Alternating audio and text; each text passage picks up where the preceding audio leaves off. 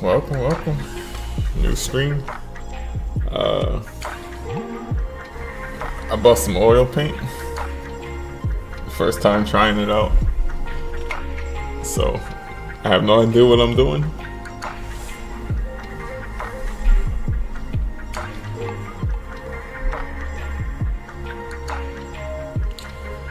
Welcome. What's going on, guys?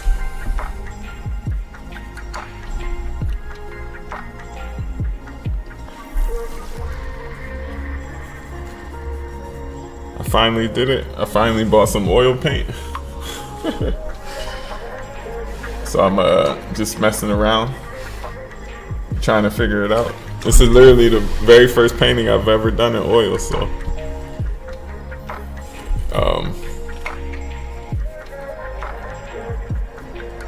what kind of camera am I using? This is... Oh, you can't hear me?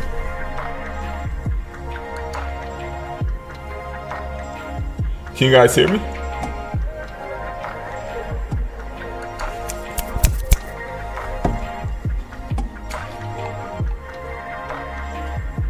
Oh, nice. Look like you're a master already in oils.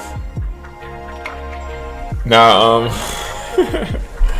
I've been painting this for like a half hour or probably like 45 minutes, and I figured I'd jump on and try to document my very first oil painting.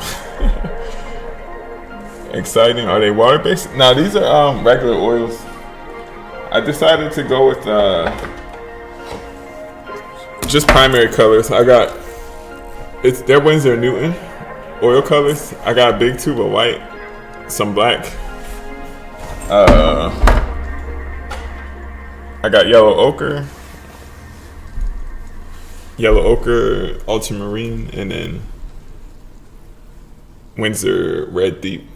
So I don't know if these are any good or not, but we'll see how it goes. I don't know. The main thing I'm noticing about oil is it's really hard for me to get. I'm so used to like painting with like hard edges and stuff. I mean, it's probably the brush. I just got a size 2 filbert, some cheap brand from Jerry's, so I don't know. I don't really know what to look for in a brush. And then like the other thing is like, and I'm working on this this oil paper from Winsor & Newton. But yeah, a lot of it is just relying on my drawing ability, because it's gonna take a while to learn how to manipulate the paint. You're gonna be sick at this? We'll see. We'll see. No primer. This is oil paper, so it said you didn't need primer. I just picked this up. Yeah, it says no gesso required, so we'll see. The other thing is like cleaning the brushes. Hey, what's up? How's it going? You draw so well that you can use any medium. I think drawing definitely, it's like the backbone of everything. So it kind of gives you, at least it gives you somewhat of a head start, but you still have to learn all the nuances of that specific medium. But all my color mixing like knowledge seems to be translating, so that's good. It's just knowing you're a good painter, you'll figure it out. I like oil because of the thick texture you can get out of it. Yeah, that's what I'm seeing right now. Before I wasn't really mixing a lot on my palette, but I'm trying to figure out like how much to mix. And I got some of this. I don't know if this is what you use to dilute your oil with.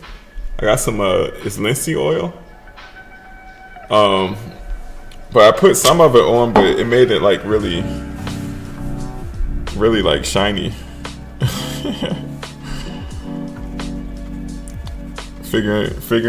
Figuring it out in real time. But I do like how the color, whatever color you put down, that's just the color that it is, which is pretty cool.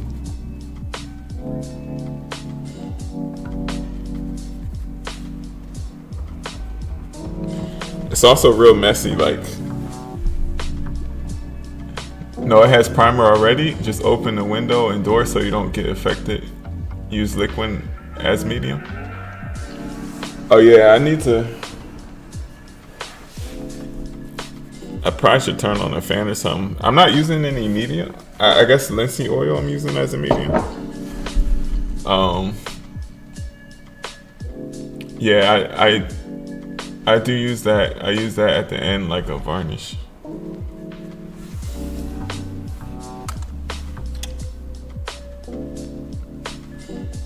Liquid is very nice.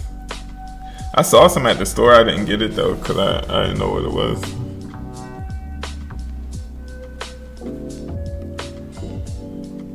Things I wish I knew. You can remove paint with a cloth since it's still wet. It blends wonderful, so don't be scared. How do you guys get... I find it's hard to get like really sharp lines. It's probably just the brush I'm using, I guess. I bought this filbert brush. I tried to buy brushes that I kind of flat brushes that like I use with watercolor and gouache, but they don't come to like sharp points. Be careful with disposal of oily rags. Yeah, I've heard that because oil dries by oxidation, so it generates heat. So yeah, I'm probably gonna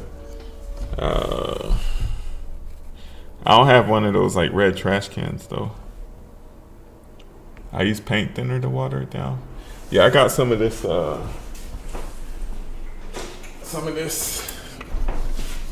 Gamsol, and I put it in like this one of these things. It has like the spring on it, and I'm using that to clean my brushes. But I don't know if that's yeah, just gonna have to practice a lot. The brown hair one is cool. Small ones you can use the same for acrylics. Is that the type of brush? Hard brushes are the best in most cases.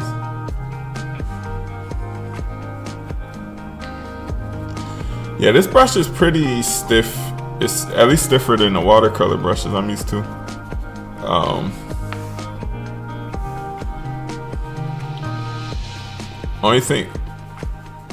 One thing I'm seeing is kind of hard to, like the way I paint with gouache and watercolor, I like just jumping around, mixing different colors and stuff. But it's like that color like stays in a brush. And it like kind of gets into your next mixture. I go to Home Depot, cheap paint thinner, but Gamsol is nice. I can definitely see all your layers and shading like your other paintings. You can soak your brushes in Murphy's oil and they'll be like new.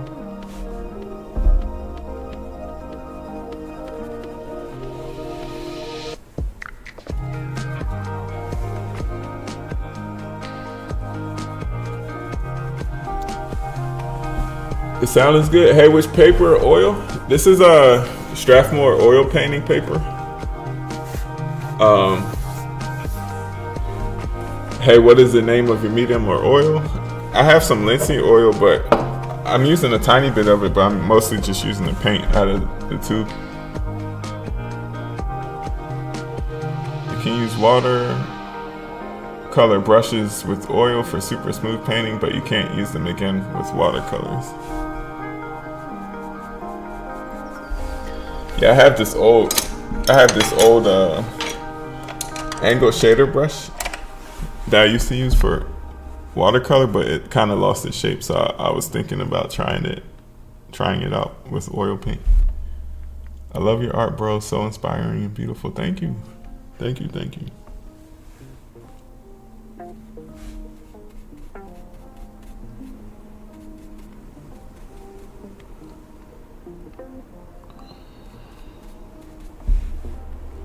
Anytime I have a new medium or trying something, I just stick with limited colors and then a simple subject, like a skull. Like I painted the skull a bunch of times, but I kind of just know how to. I use paint thinner to clean my brushes, but still end up using Dawn Ultra to get between brushes.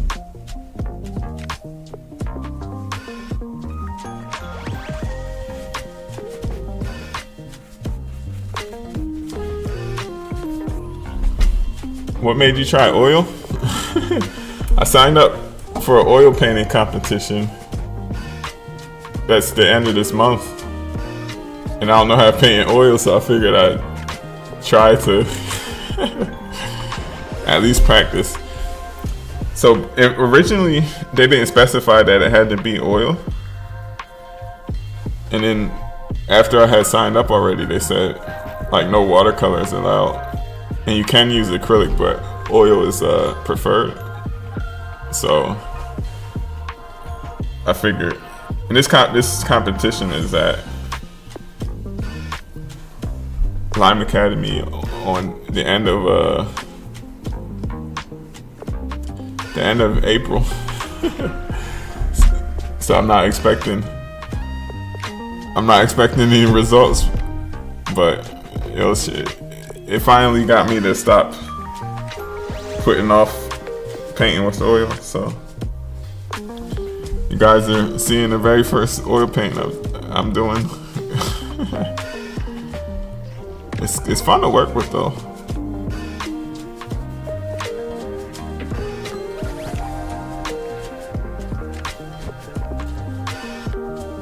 Are your gouache painting skills transfer over? Yeah, I'm hoping so. The one thing I'm struggling with is trying to get like those nice crisp edges that I'm used to. That comes super easy with gouache. Way to be brave. We'll see when I actually try a portrait at some point. That's gonna be the real test. Trying to mix skin tones and stuff. It just takes long to dry. Some oils cause the colors to be yellow, so the best thinner to use is odorless turpentine and liquid to dry fast to speed up the drying process. Does this linseed oil cause it to yellow? That's what I picked up. That's one of the things that's been stopping me from finally trying it too. It's so much to know about it. Whereas like watercolor and gouache, you just need some water, water and some brushes, and you're good to go. It's a journey, not the destination. What you do is have to paint. Yep, exactly. Like anything, any medium is gonna have a little bit of a learning curve to it. If you want to work the same way you do for gouache portraits, I recommend the liquid to thin it out in the beginning. Ah, okay. Yeah, I just jumped straight in with paint straight out of the tube.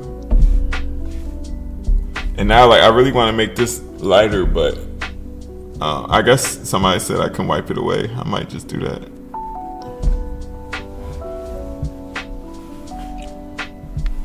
Clean. Thanks. Appreciate it.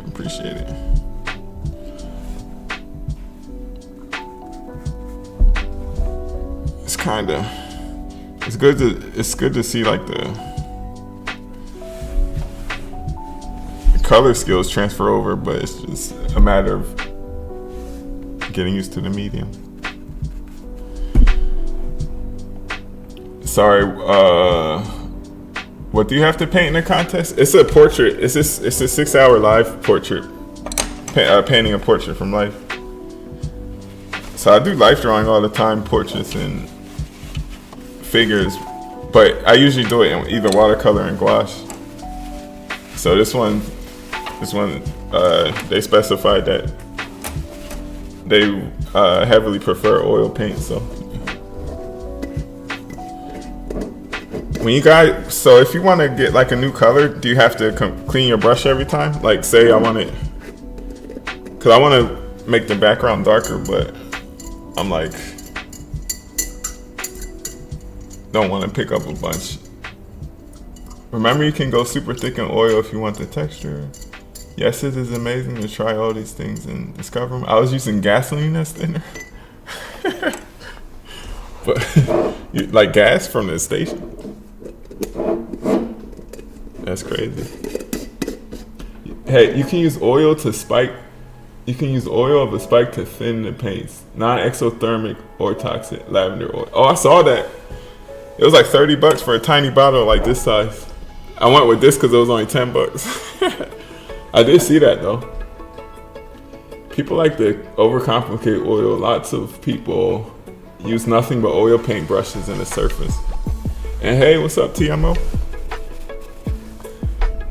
Solid work. Just wanted to pop in and say hello. Thanks, man. Gotta eat dinner. Yeah, I appreciate it. Thanks for stopping by. Nice call. Thank you. Thank you. Thank you.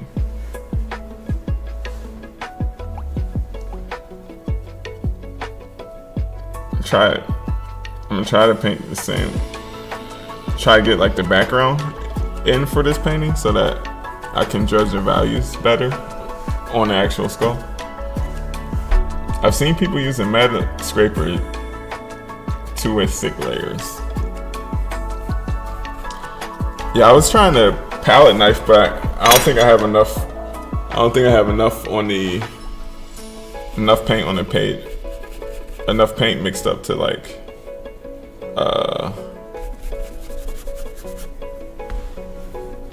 pick up enough paint.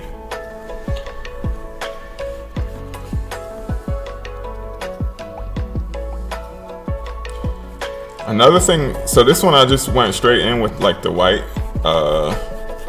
background. I think the next time I'm gonna try like toning the canvas first to see how that works.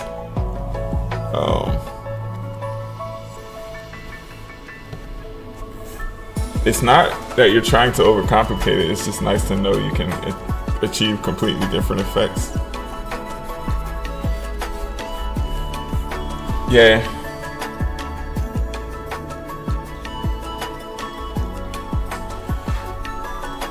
Yeah, for a newcomer, it was intimidating for me to just finally get started because it seemed like it was just so many other variables that I'm used to versus just jumping right into it with a more simple, or what I thought was a more simple medium like watercolor and gouache.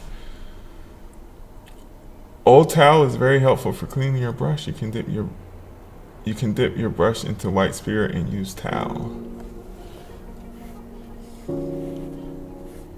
Oh, okay. Yeah, I have paper towels, but they don't seem to grab the paint that well. But yeah, I should get an old cloth or something.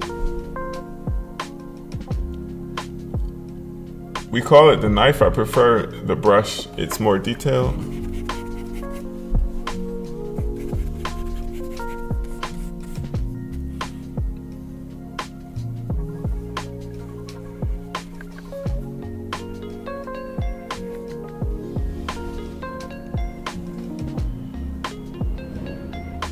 What inspired your art painting as a kid? As a kid, it was like comics, cartoons, Spider-Man, Pokemon, that kind of stuff.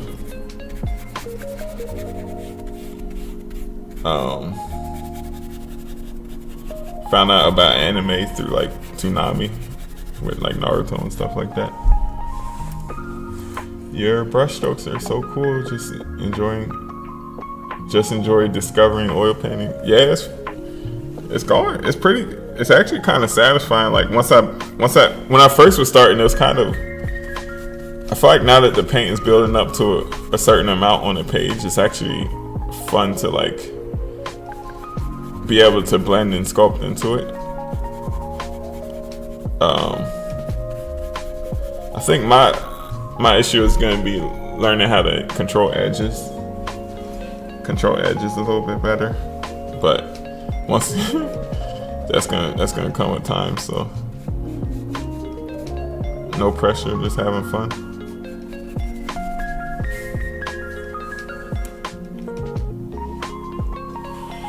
It helps to have some really stiff brushes when cutting hard edges. Yeah, this is I think this was Hog, like I think it was a Hog hairbrush, I don't know. But even this brush doesn't come, like my flat brushes with watercolor, the hairs are like completely straight, even when they're wet, but this one is all like I don't know how to describe it.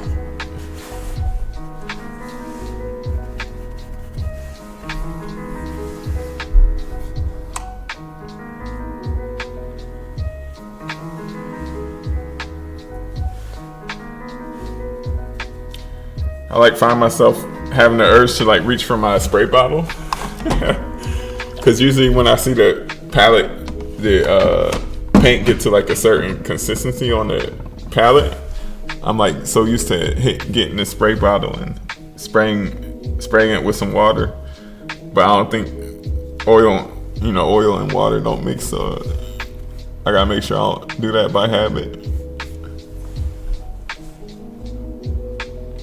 You can get sharp edges if you use a smoother surface like a gesso surface. Okay.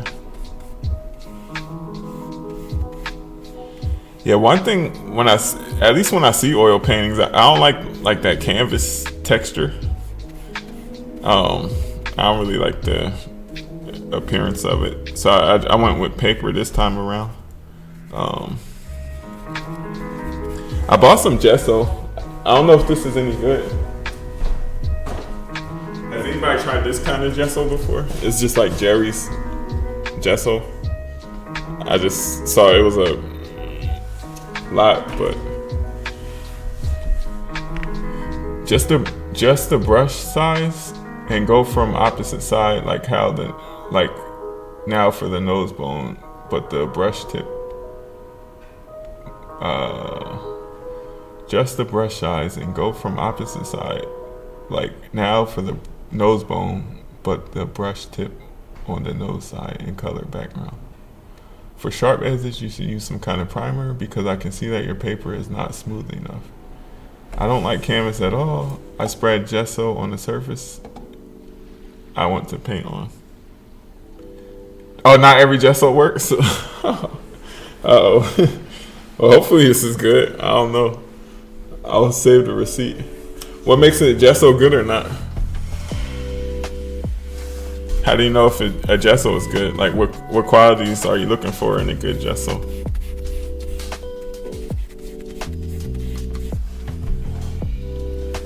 Oh, mine is fine? Okay, cool.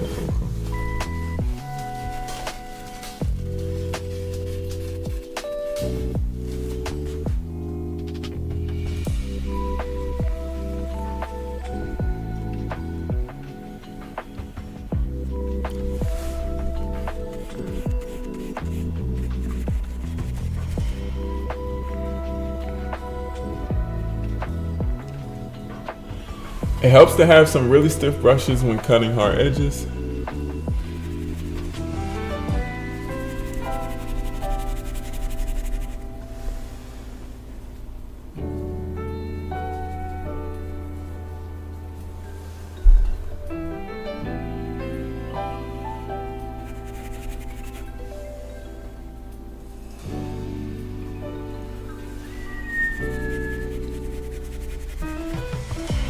Finally stopped procrastinating on oil paints, and it was expensive. I only got a little bit of stuff. It was only almost $200.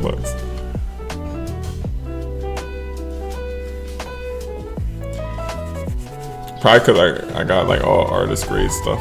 I probably could have started with some like student grade.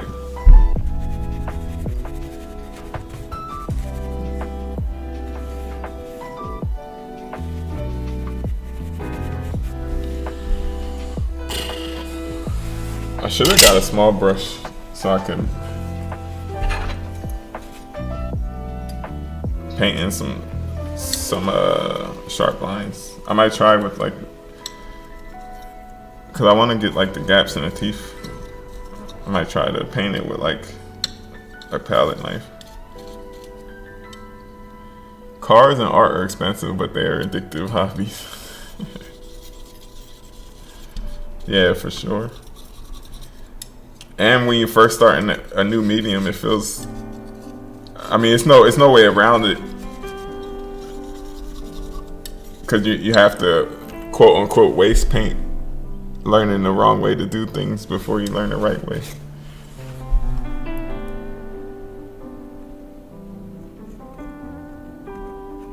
That might be a little too dark. Yeah, it's way too dark.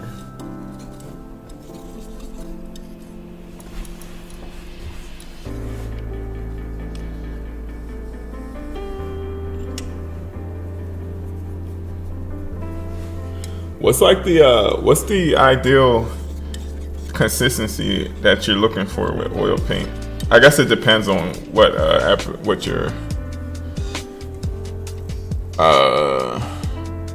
what specific effect you're trying to get. But like for instance, like with gouache, if you're trying to get opaque paint, then you want to mix it to have like almost like a yogurt like consistency. But with oil,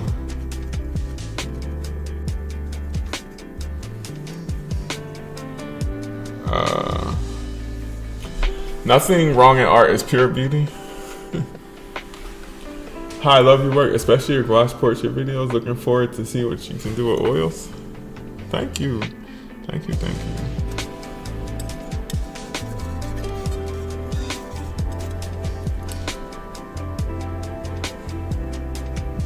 Yeah, it should be fun. It's been a while since I tried something new, so I'm excited.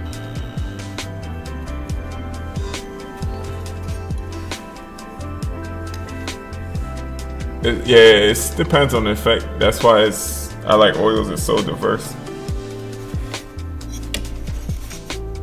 How did you find your art style? It's too clean. Yeah, it's something that kind of came. It's nothing that I set out intentionally to do, but it's something that came over time with like I kind of like the more I drew, the more I I can't speak. The more I drew, the more I started noticing things that I liked in my art, and the things I liked, I tried to intentionally keep, and the things I didn't like, I tried to get rid of, or tried to do in a way that I would like it. A lot of like the flat blocky look, that was informed by drawing straight lines. That always helped me to be able to quickly measure distances and stuff. But I always liked how it looked, so I just leave it in the final drawing.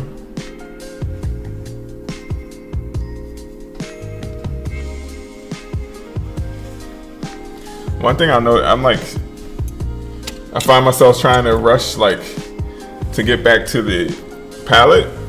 Because when I use like acrylic gouache, that dries like within minutes, but I keep forgetting this is oil, so I don't have to rush and try to use it before it dries up, because it just stays wet. This guy I follow on Insta is a really good realistic oil painter. He says he likes the consistency to be like soft butter. Just relax on the first pass. It's an underpainting on the first pass. Come back later to correct shades. Yeah, and the other thing, I wonder how long this is gonna take to dry. I don't know. Like, I'm used to being able to layer like immediately. But the main thing I'm noticing, I'm like the value range isn't quite like the darks could be kind of darker.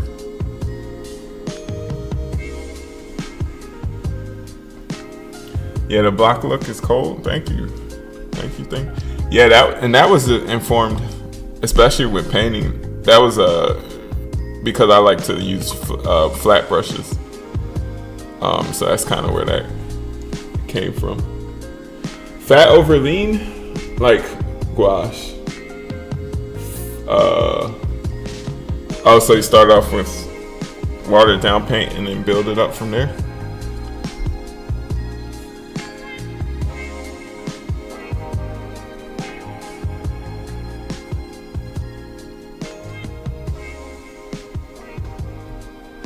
Oil will take around 3 days to dry, but you can still work with it. 5 days to be fully dry. 5 days. Wow. So I guess I have to have multiple going on at once.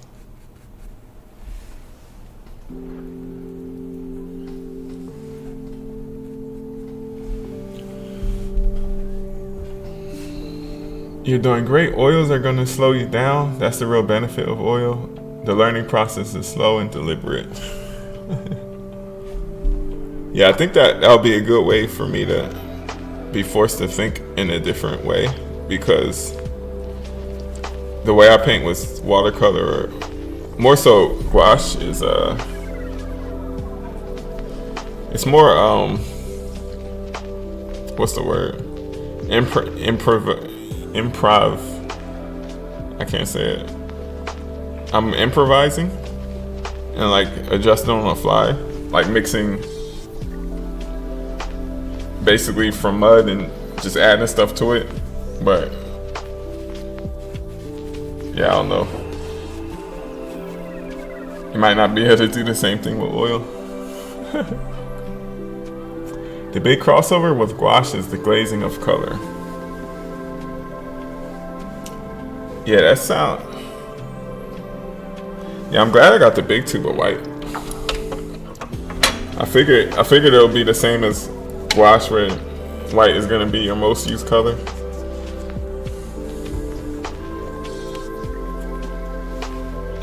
I went with titanium white, but I might get some zinc next time, or a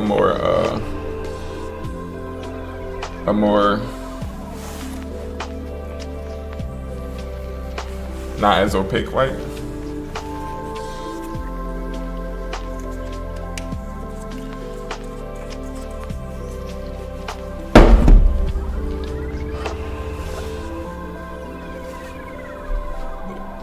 The colors are cool though.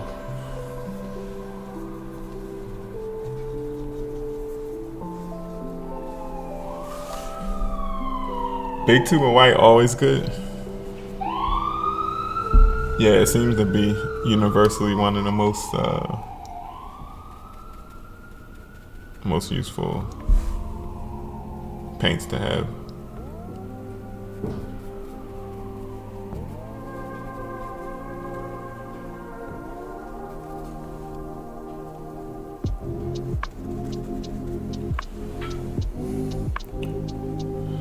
You can use two methods, I know: layering and enjoying the drying days, or areas coloring, so that you don't overlayer while it's still wet and colors might get mixed in dull effects.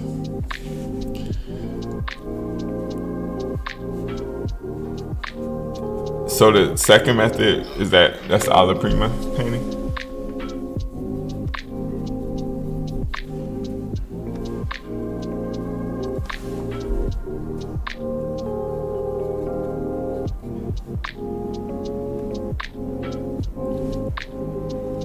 Dry paint on wets. Another important concept is paying attention to how different thicknesses of paint will go on top of each other. Some basic principles always explore though. Thick over thin, fat over lean, work dark to light. Interesting. What, dark to light? Yeah, am I working dark to light? I was kind of jumping around. Thick on thin, thin on thick. Yeah, I do. I definitely do the thick on. I do the thick on thin when I'm painting with gouache for sure.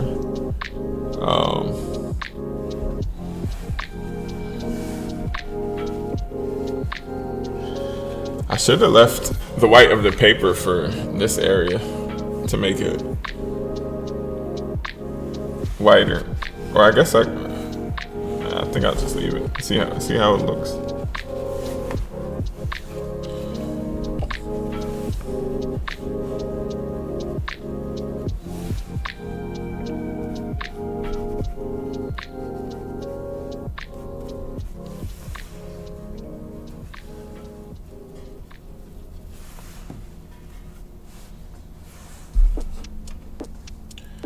Dark to light is awesome. Agree with whoever said dark to light.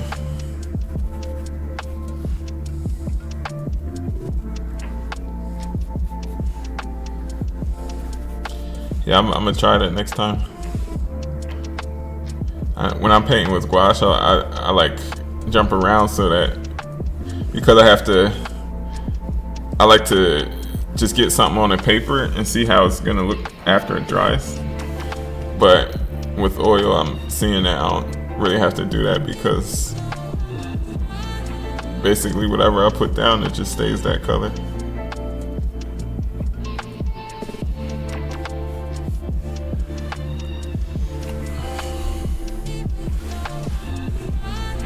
Zinc is shown to cause a lot of cracking. Really? Really? I think the other white that I saw, at least from Winsor & Newton, it was called I think it was called flake white, but I didn't know what that was, so I just went with titanium because I'm familiar with it in gouache and watercolor, or not watercolor. Is that Chill Hop playing? Yes, Chill Hop.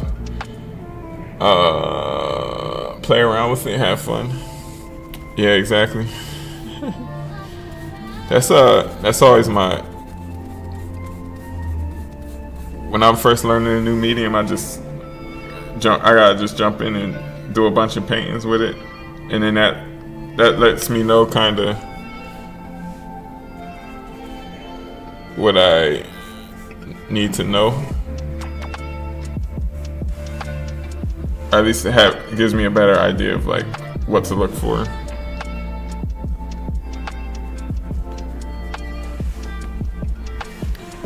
I love Chill Hop. Yeah, they're great, and they don't bother you. Most of the time, they don't bother you about copyright on streaming, so that's always fun. Titanium is fine as long as you're aware how to mix it. The brighter whites need toned down. Interesting. Brighter whites need toned down.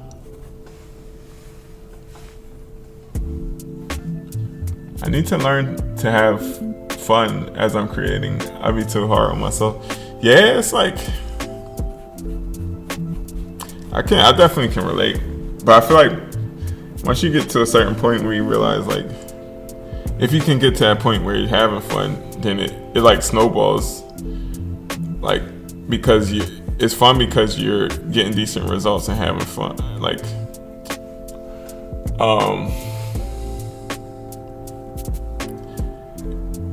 if you can learn to let go and not have to have like a good looking result, then that helps you have more fun and helps you to not have any pressure and kind of just chill and relax a little bit. And it like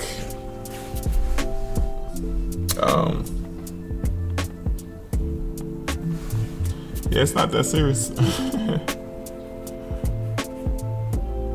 I like oil because they dry very slowly. Just enjoy it. Your values are exceptional. Thank you. But I definitely feel you though, because it's frustrating when trying to learn something new and it's just not clicking.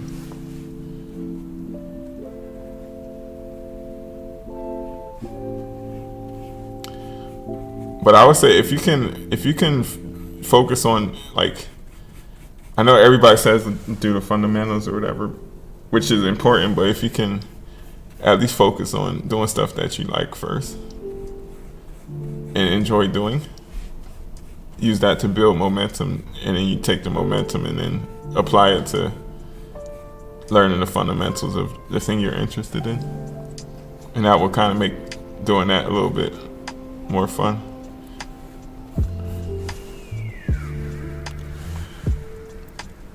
Lower jawline, chin is more straight. Yeah. So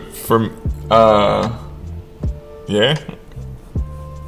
For me, the goal of this is just to play around with paint. I don't really care about accuracy in the drawing, at least, because I've drawn this skull like so many times, and I know I can draw it as accurate as I need to. But I was excited to just jump in and start painting with the oils, so I didn't take my time to draw the skull. Gotcha. Yeah. But I still have time to carve it out.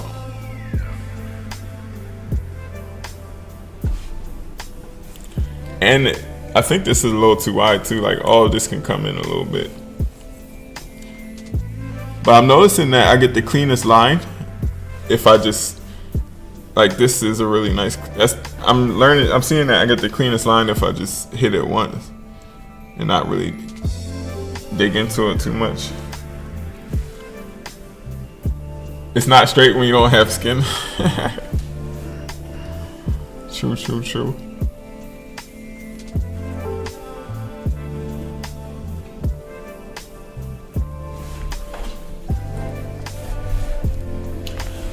Flake white is meant to imitate lead white. Lead white is preferred by a lot of painters since it's warm white, but it's obviously super toxic. Yeah. I see.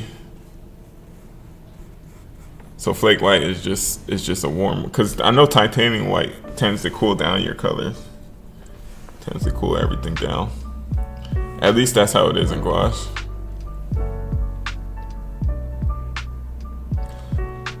Cleanest lines come from wetter paint, not too wet, or they drip. Oh, okay. Wetter paint, and you make that's just paint with more medium in it.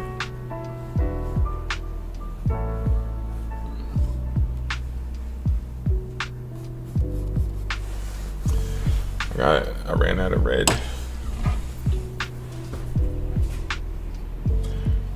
Other thing, like whenever I'm trying a new medium, just limited colors, limit the amount of options you have so that you can focus on color mixing and learning the new medium rather than jumping it, needing like a whole bunch of different pigments and stuff. And then once I see what I like, I'll probably expand at some point, but that's what I did with gouache, and that's what I did with acrylic gouache. I tend to just start with like the Zorn palette first.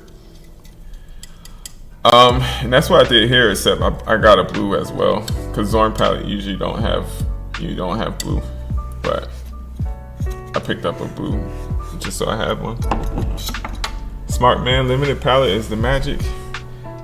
Yeah, I see how it is when I start trying to paint a portrait, but as far as I see how you paint, some mediums can help you immensely. Yeah, I think if I can get like a more like clean blocky stroke, that would make me happy. But I'm enjoying working this way too. It's different, but it's fun. But if I can find a way to like imitate having a nice blocky stroke, I'll be like really hooked on oil.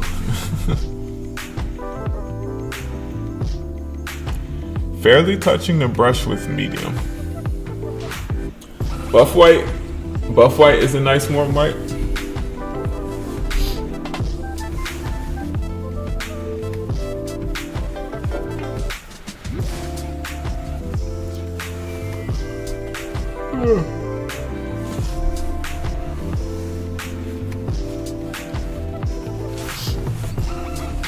I should have got another brush so I can use it for like lighter colors.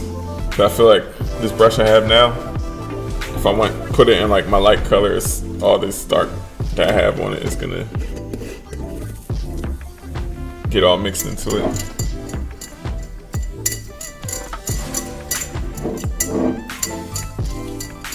For me, the soft strokes and edges, a bit blended, is the most sexy old school style for oil.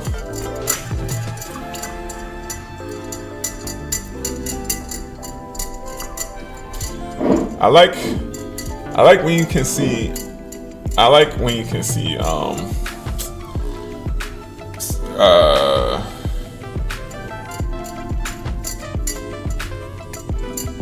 Some blocks of color. Like it's the artist I like that paints in oil on Instagram.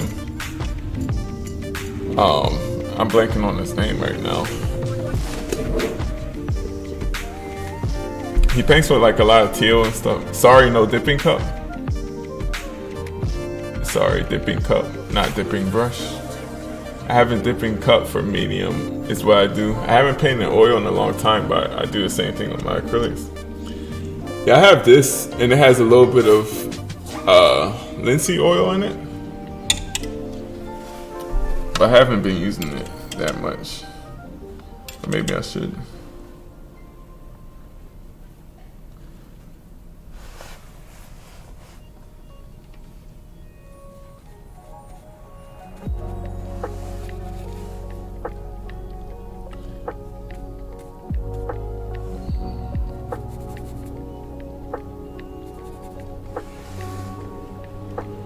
Yeah, I would say, oh, you need more than that? I figured since the bottle was this tiny, I figured it's something that you only use a little bit of.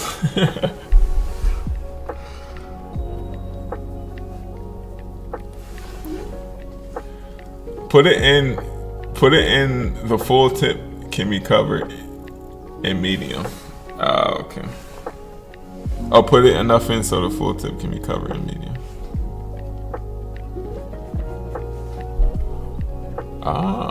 That's actually nice. The white is actually going on. Okay.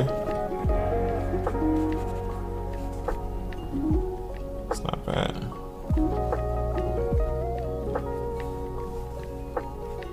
Oh, oops. Oil is expensive. Yeah. All these supplies are like almost $200. And I barely got. You can also warm up your white with the tiniest dab of red.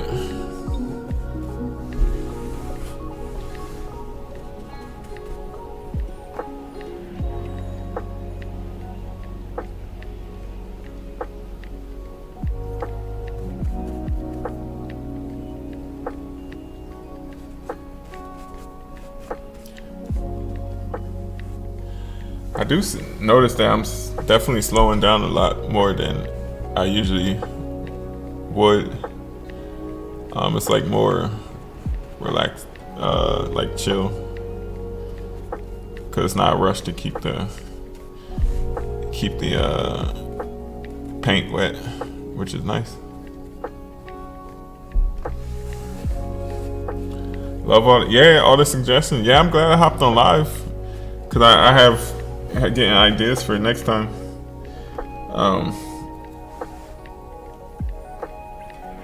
Yeah, cause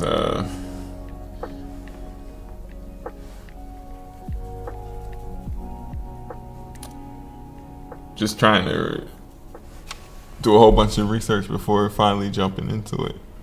It took me a long time to finally just commit to getting some oil.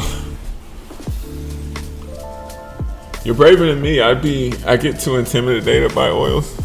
Nah, I'm not brave. I've been painting for 7 years now, and I'm just now getting to oil. I've been saying I wanted to try it for years, and I'm finally trying it. So it took a long time.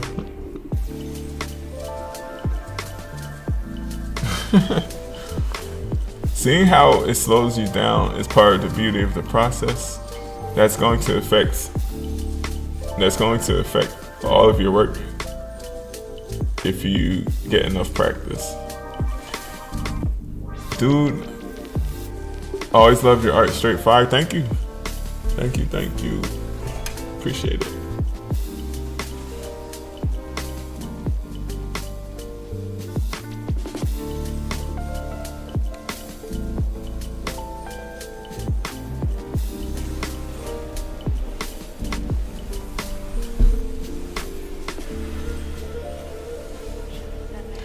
Push the darks, Jay.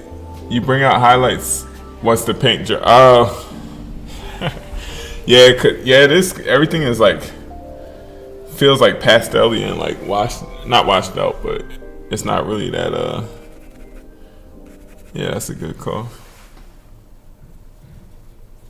I gotta stop thinking with my gouache mind.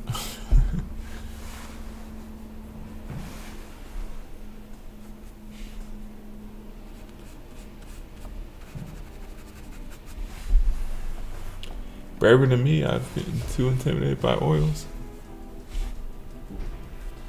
Is it fun though? I don't know why it took so long to finally try this out.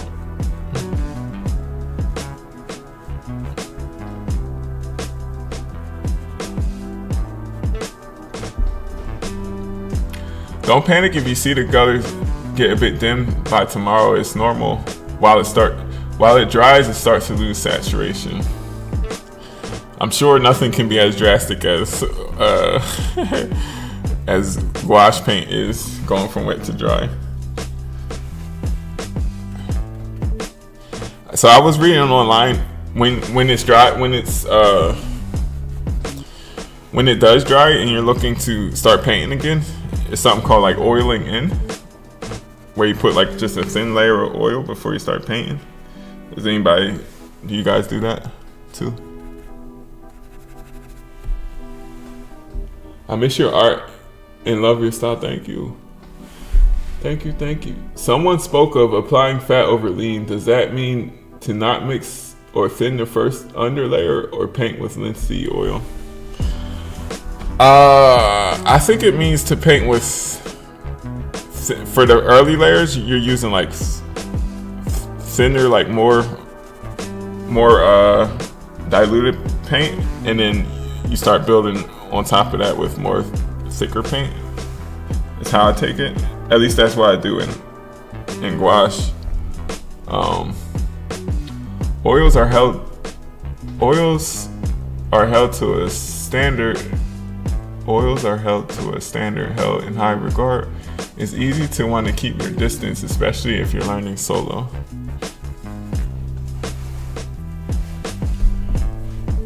Yeah, for sure. Yeah, I do think I was intimidated for the longest time, just by the price of it and the potential toxicity of all the materials and stuff.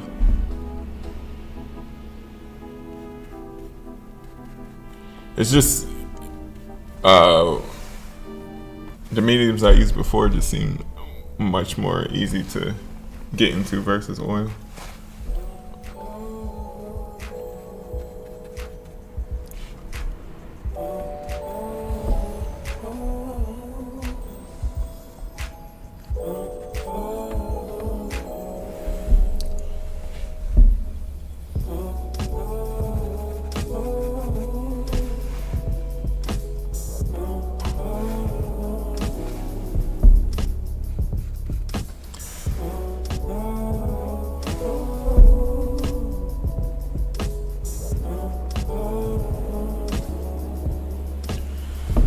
Linseed oil as a medium is used to increase workability in really stiff paints when toxic mediums are being avoided.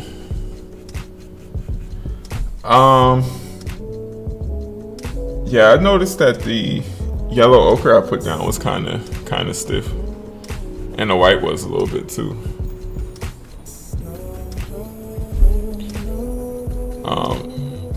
But I heard people mention Liquid is a good one. What else?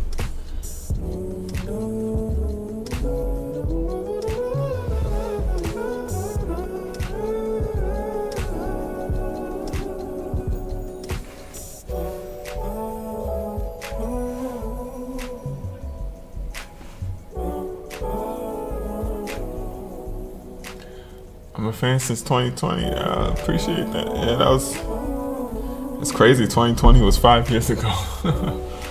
Especially when it comes to mixing colors for skin. I respect people who can mix color well. Yeah, I'm gonna see how skin tones go. I mean, I use, at least with gouache, I use kind of the same colors for everything, so I can see how. Hopefully, that's probably the case with the oils as well. But I guess I'll see. Alkyls too. I've used turpentine to cut the paint even further. Probably toxic. Maybe why I have brain damage. Yeah, I'm hoping to avoid anything with like harsh fumes and stuff. Cause I had my fair share of harsh chemicals during grad school, so I'm not trying to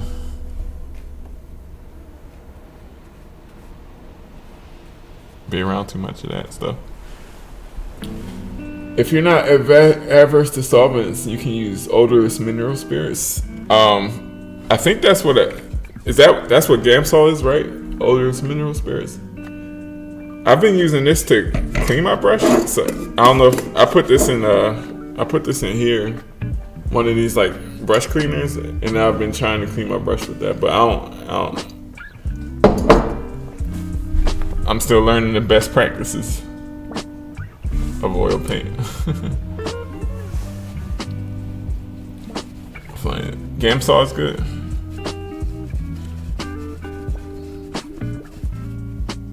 Mark, it is bad. I use it and drank it multiple. I use it and drank it multiple times, mistaken it for my coffee cup. Then I started to use my tomato paste can so I don't mix my coffee and turpentine. Yeah, I can imagine. Yeah, I don't think you'll. Definitely want to avoid that. But yeah, I keep my drinking cup far away from my painting area. Sunnyside odorless is good. Too much cheaper when you need to restock. Best price at hardware stores. Yeah, that's good to know. I know this bottle was like $18 maybe. Yeah, the price of oil is like, I'm definitely gonna have to get you guys' advice on all the economical ways to restock on stuff.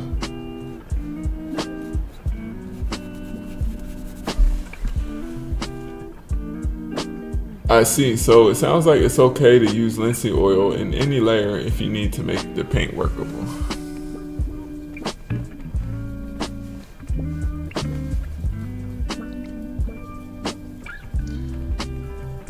Yeah, I think so, but that's definitely a question for anybody other than me. If you want to explore further, try a dry brush to blend edges. This ability is one of the most significant differences between acrylics and oil. When you get used to oil, you can blend anything. A dry brush? Oh, I see. I mean, a brush isn't completely dry, but I can see that it's like feathering out the stroke. That's pretty cool.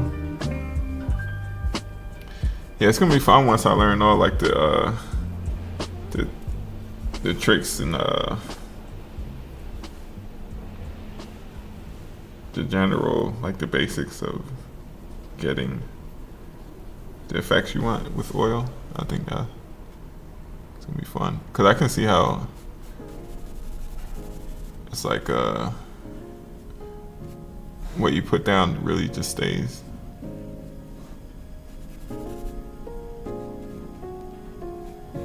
I always like using the background to carve out the shape. You should be good for a while with oil paint. It should be a much bigger initial expense and less as you maintain your palette and supplies. a lot of people use turpentine. Oh wait, it's not recommended to add a lot of oil. Oh, oops. It's not recommended to add a lot of extra oil in early layers. This can cause a lot of problems. The first layer is often difficult to spread. A lot of people use turpentine or Gamsol for the underpainting because it thins the paint, but it also makes it dry faster so you can layer it. What Ryan said. But if you're going solvent free, consider doing an underpainting with watered down acrylics. Yeah, I think I'm gonna try that next time. I'm gonna try doing the underpainting. I don't have acrylic, but I'm gonna just use acrylic wash, just thin it out, and use that to get rid of the white of the paper. And see how that helps.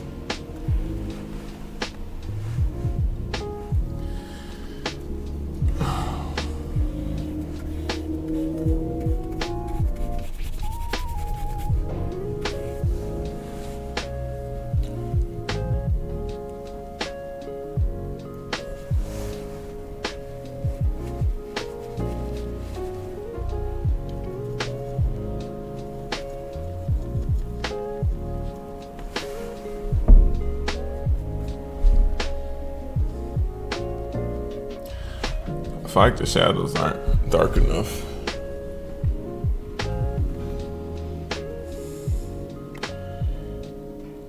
Acrylic wash underpainting should work fine. Thank you. Yeah, I'm gonna try that out.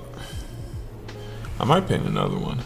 You can apply a very watered down layer of oil paint to create a wash layer by just using Gamsol. Have you guys has anybody used water soluble oil paint? Have you noticed the difference between that and regular oil? Cause I saw some water soluble oils at the store, but I didn't get them though.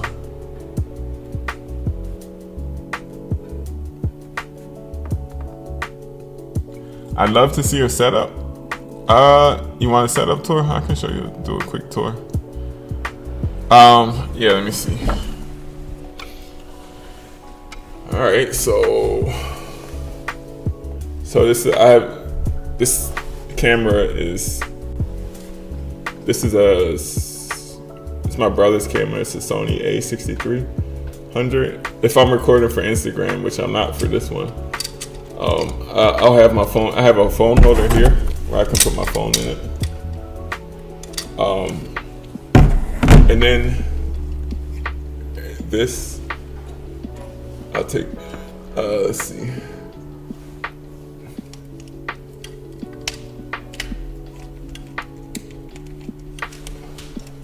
Fucking get the camera off, yeah. So yeah, this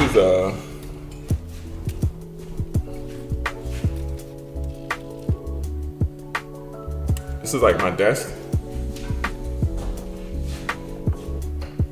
So I have this computer, this computer has like Spotify and like this is the streaming software. It's called Streamlabs, and this is how you can stream to Instagram with like all the split screens and stuff. I'm streaming on Instagram and YouTube at the same time. I'm just working at like a stand-up desk at like a tabletop easel. Got my reference, got the Instagram chat, all my brushes and stuff. This is the webcam that's looking at the palette down low. What else? All the cameras are attached to this. This is a C-stand. So like the C-stand is holding everything together. So the camera I'm holding in my hand right now, it's attached to this quick release plate that's on the C-stand. And I have these two softbox lights, which give like nice even lighting on the paint. It gives like nice even lighting on the painting, so it's like no harsh shadows. Yeah, that's pretty much the setup. My desk is a little messy because I'm still trying to figure out like these are my buckets of water for gouache and stuff, but I'm still trying to figure out oil paint. Yeah, that's the desk setup.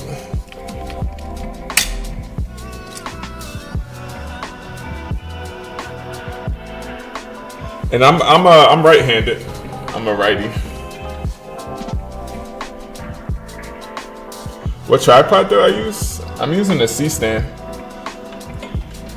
So a C-stand is like a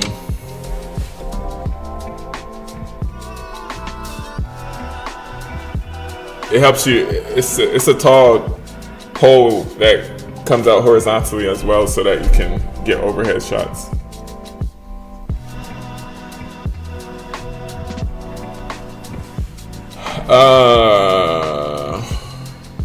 I appreciate you showing us. I've been thinking of doing live drawings, and this helps a lot.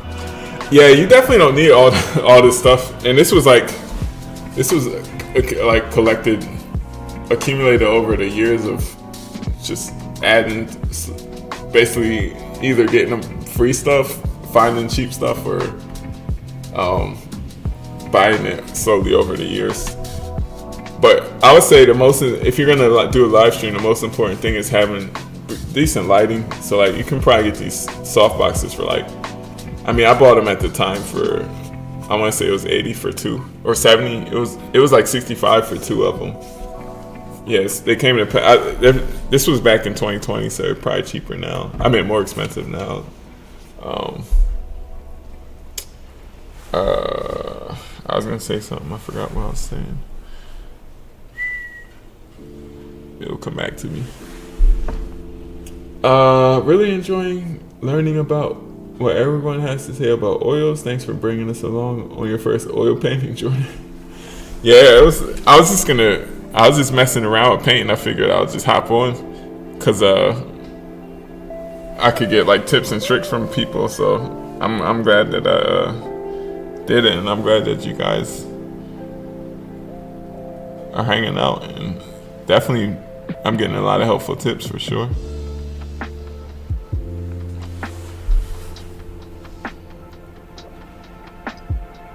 If you don't want to use solvents, you can clean your brushes with a little linseed or walnut oil and just wipe the brush with a rag.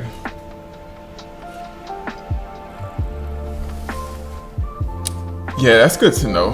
I have this rag, but I'm saving it. I use it for my acrylic gouache and gouache.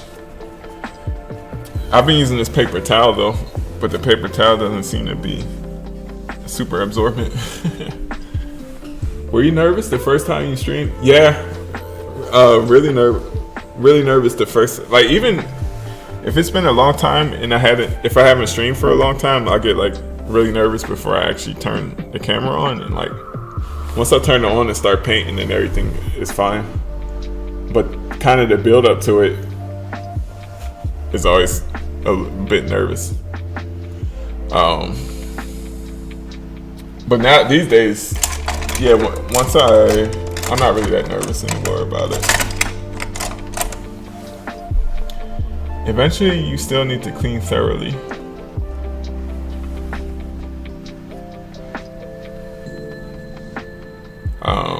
What was I gonna do? So for something like this, if I wanted to add like all these sharp like cracks and stuff in the skull, would that be better to just wait till it's dry and then layer on top of it, so that I have a sharper line?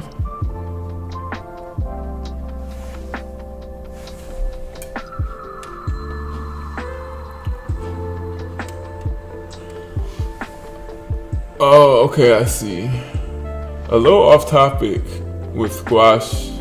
Did you originally struggle with the paper warping while drying? How did you overcome that? I've tried everything on YouTube, paper stretching, clamps, etc. LOL. Yeah, so I use clamps. So if you use a thicker paper, the paint will warp less. It's still gonna warp, but it will warp a little bit less. But I use clamps, and then when it's wet, it will warp a little bit, but then it'll dry back down flatter. And the warping never really bothered me that much. You can, if you really want to get Like you can use something like this, like Aquaboard, where it's more expensive, but it's like an actual, it's like a masonite board with like a clay, like a clay on the front of it, and it with that you don't have to worry about warping at all because it's like a hard board.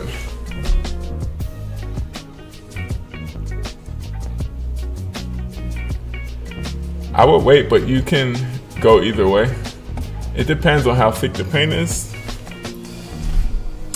I've been painting with paint straight out of the tube, so I haven't really been watering it down, so I guess the paint is probably pretty thick.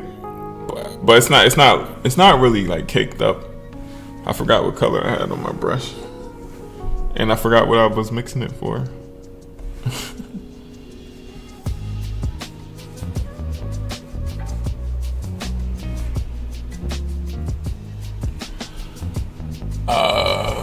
Depends how thick the paint is.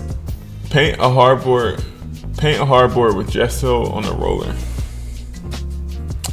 Oh yeah, I got it. So yeah, for gesso, how do you apply gesso with like a paint roller? I was thinking about just using like one of these cheap. I have these like cheap brushes from like Walmart, and I was just gonna use that for my gesso. But is a roller better?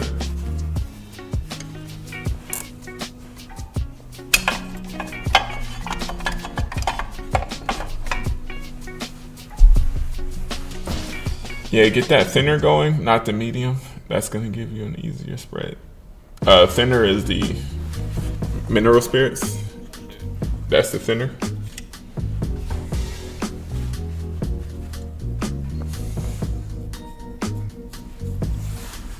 You can get away with it if you use a rigger. I have a rigger, but it's for watercolor paint, and I don't think I want to. It's a nice one, so I don't want it. I'm not gonna use it for.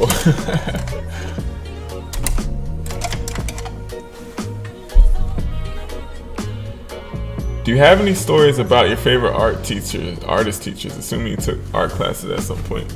I didn't take any art, like formal art classes. So I don't have any, unfortunately, no art teacher stories.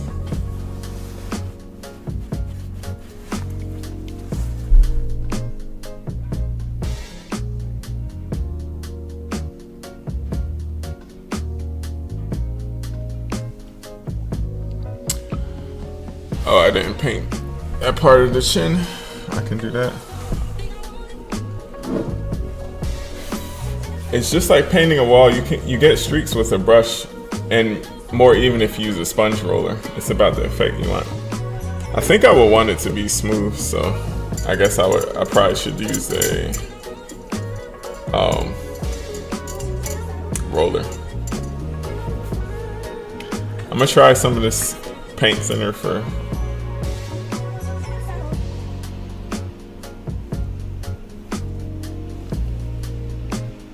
Oh, it's almost like watercolor a little bit. Should I have, if I was gonna do a paint thinner, should I have done that first? Is it too late now?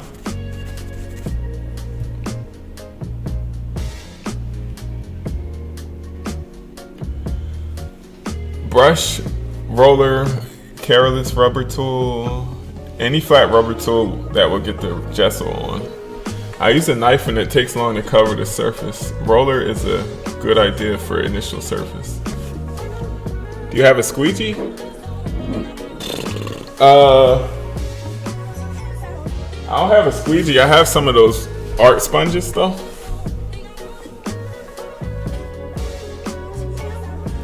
Oh, that thinner is actually like washing up the layers I have down. Interesting.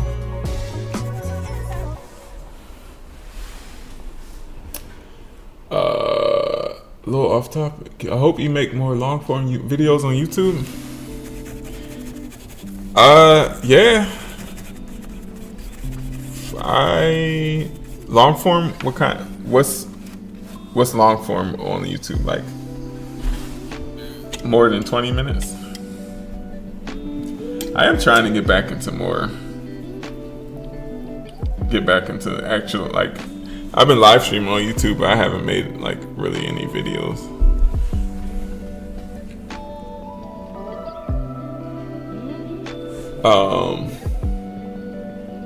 Okay, nice. And you just paint on the board?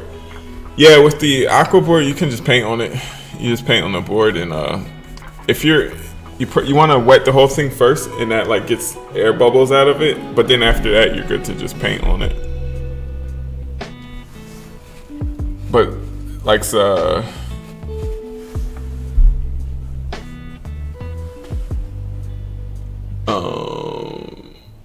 regarding Copa's question, what about watercolor black paper arches? Yeah, arches, watercolor blacks are nice. They still will warp a little bit, but by being on a black, they'll dry back down flatter. So it's actually pretty nice. Yeah, so watercolor blacks are nice as well.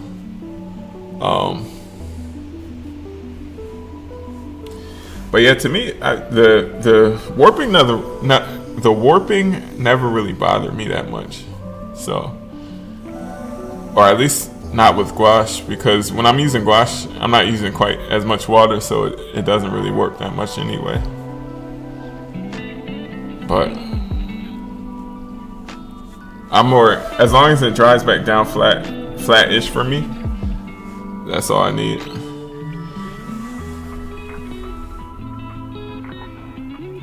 Yeah, I'm going with arches. That's the one that's sealed on the edges. It's just so expensive. Yeah, and the blocks tend to be more expensive than the pads with just the paper sheets. My favorite are I like the full-size sheets of paper. Like, I like the big watercolor sheets like this. And this is just taped to like a gator board, like a foam board. And if I put enough water, it's gonna work. But it dries back down pretty flat, so it doesn't really bother me that much. What am I streaming on? I'm streaming on through my desktop computer, and I'm streaming with a program called Streamlabs. That's how I'm able to have like multiple cameras and stuff. Jordan, have you tried wetting both sides of the paper? Yeah, that would work too. Especially if, yeah, that should work. I've never tried it though. I've never tried wetting both sides of the paper. Jordan, you've done so many paintings. What do you do with all of them? What are you going to do with the skull when you're done? Yeah, I mean, this is just for practice, so I usually they're just in that drawer over there. Okay, occasionally when people want to, if it's a loose painting, if somebody wants to buy it, then I'll get rid of it. But a lot of my paintings are in sketchbooks, so that's kind of nice because I have somewhere to put them that doesn't take up a lot of space.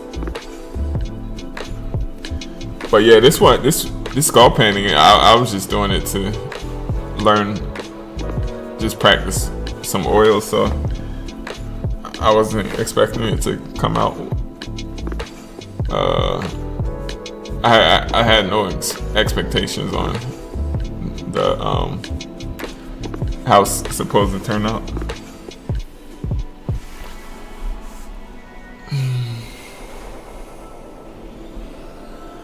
Yes, only use paint thinner in the first layer. That tip about letting it warp and drying back down is very helpful. I always bail when it warped real bad. Yeah, just try. You'll notice, cause it's gonna warp. But the thing about clamping it or taping it is that even though it's warped, it keeps it like to a certain dimension, so that when it dries back down, it will dry back pretty much flat, depending on what kind of paper it is. I mean, it'll be slightly wavy, but for the most part, it will go back to being pretty much flat. So Yeah, don't try to just do your painting and don't really worry too much about the warping. Or just experiment to see for yourself how much it flattens once it's dry. The only time I find warping is an issue for me, at least, is if I'm painting like flat, and then the warping can. If I'm painting in watercolor and if I'm painting flat on the table, then the warping could be an issue because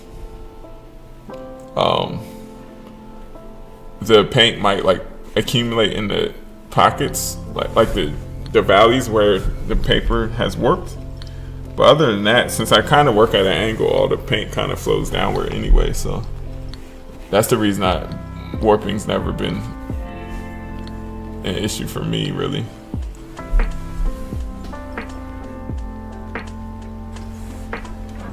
Yeah, only use paint thinner in the first layer. Yeah, I can see that.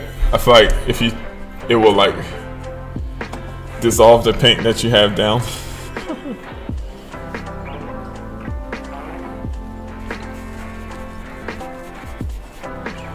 I think I want to start another one.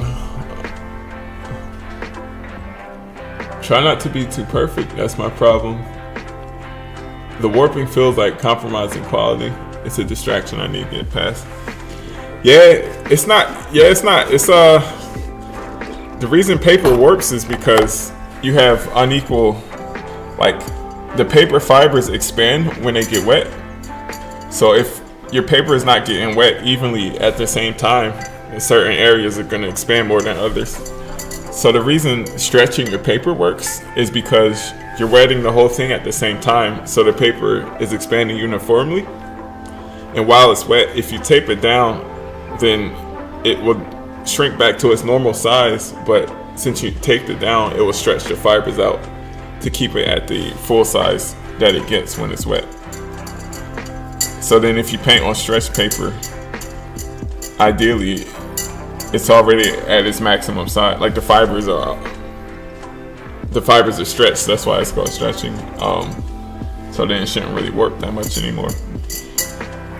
But it's a natural part of painting with water on paper. It's gonna happen no matter what. So it's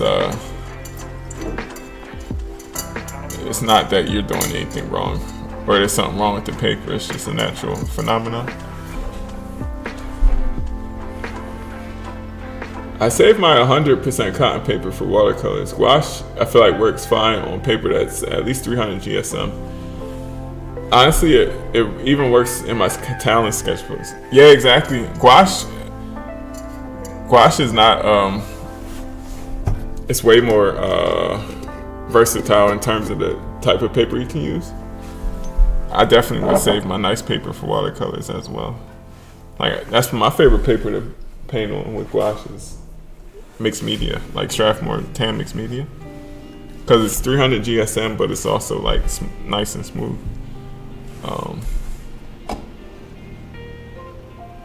I've been loving using illustration board for my gouache. Absolutely do not worry about it. No need to be precious with oils.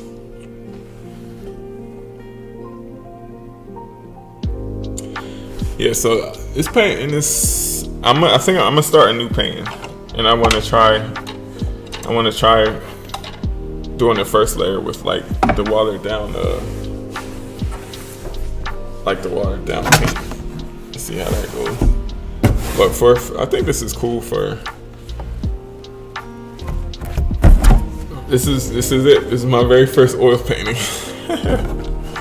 It's not bad. I like it.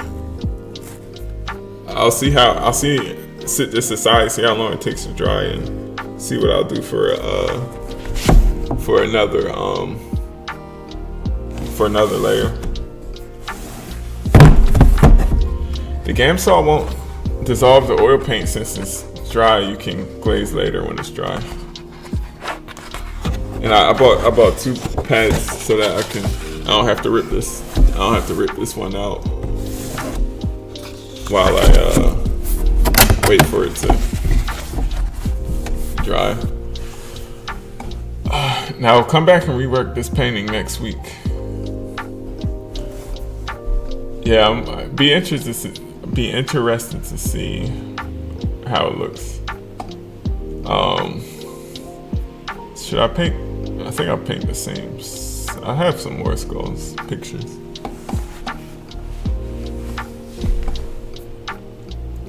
Pull up my reference.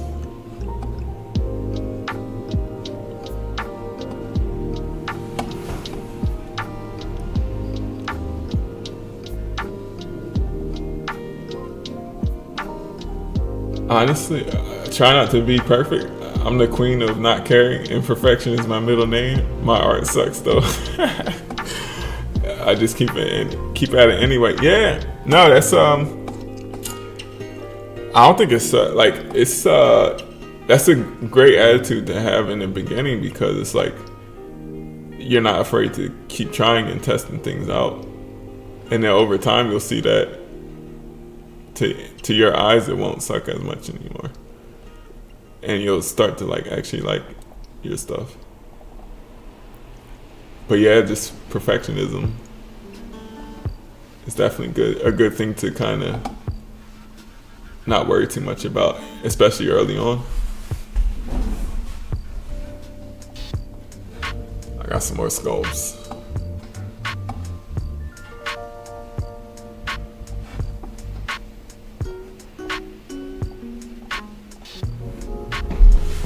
So I want to try a fancy lighting.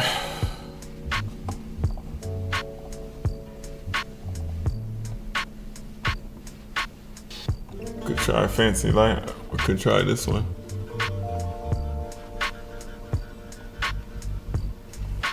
I agree. Good attitude.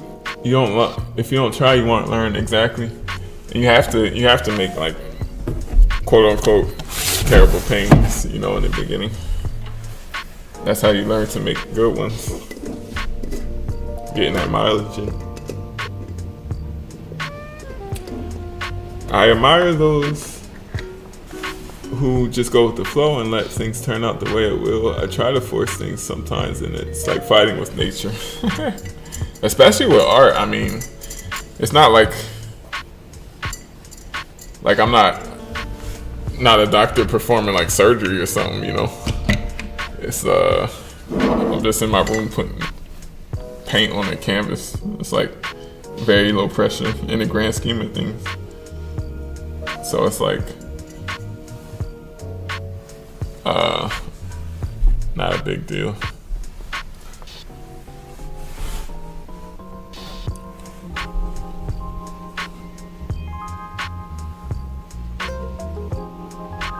I'll also start with an earth color because it dries faster. Oh yeah,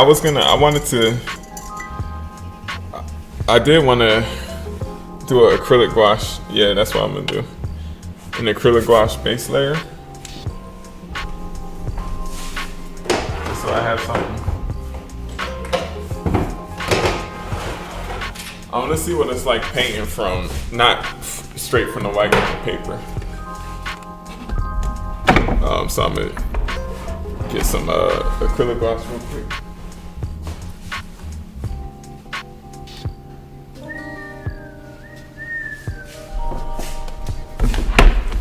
I gotta figure out a system to have my oil paint not take up so much space on my desk.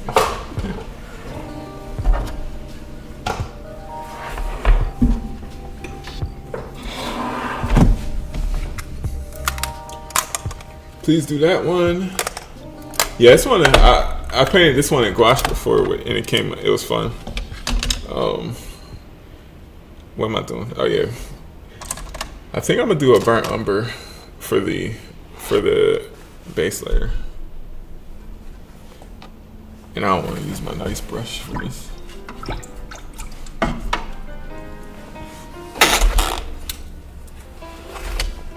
Yeah, there you go. I'm on my 8th sketchbook for this year. Maybe that I'll improve. Yeah, you'll definitely improve. That's what's up. And it's only April, so you're doing like 2 sketchbooks a month. That's impressive. Yeah, stick with it.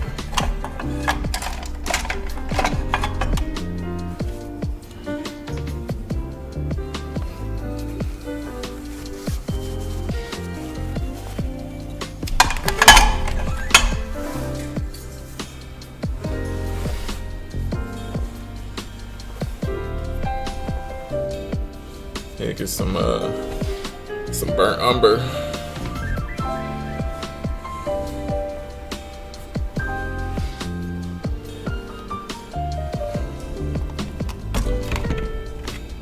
It's gonna be awesome. We'll see. We'll see. Thanks for the encouragement, everyone. Yeah. You gotta just keep going, you know? Keep going, have fun with it. No pressure. Draw stuff that you like.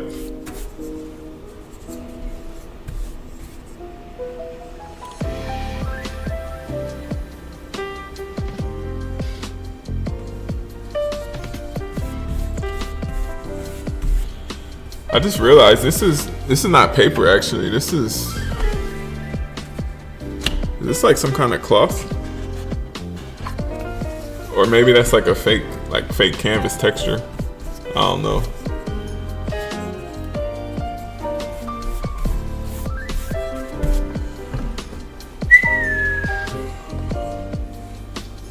So yeah, this is just burnt umber acrylic wash.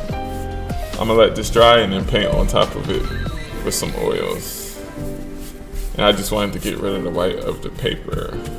For the last one, I went straight in, but I just want to see what it's like painting this way. And you know, last time I actually didn't even do a value study, so I might do that this time too. Once you get a very wet layer of thin paint, come back with thicker, drier paint. Alright, so I'm gonna let that dry, which unlike oil will be done in a couple minutes.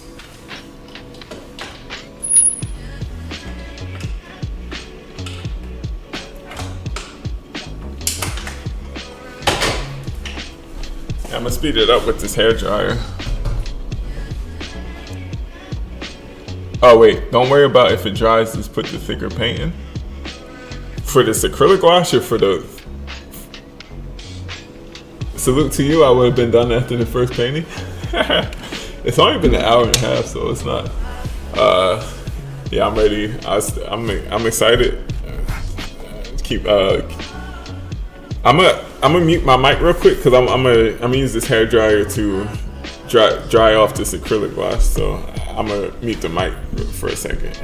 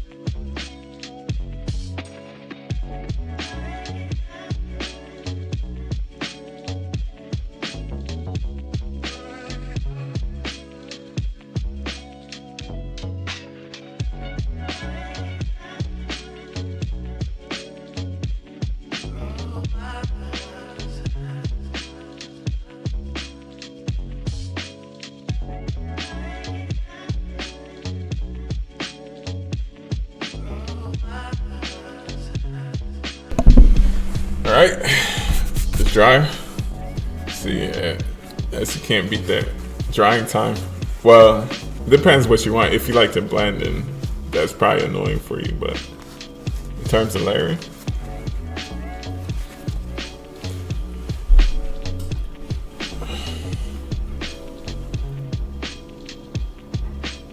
salute to you. I would have been done after that first painting. JMR is so chill. Yeah, it's a relaxer to me. It's like no pressure. The only time pressure comes is when it has to do with money and like trying to generate money. But like just the actual act of painting.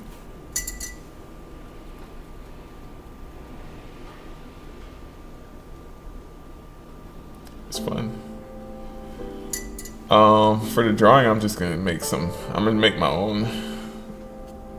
Alright, yeah.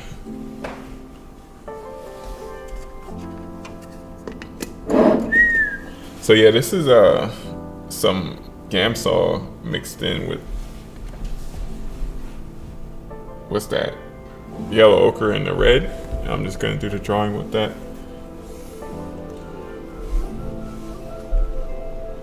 And I like to draw with, I'm just gonna draw directly with like the brush. Fix the camera.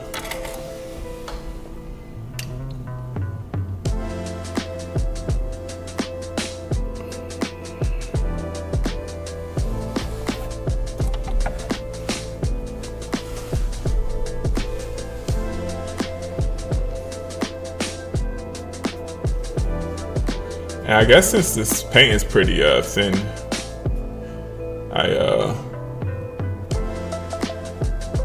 don't really have to stress too much about the drawing.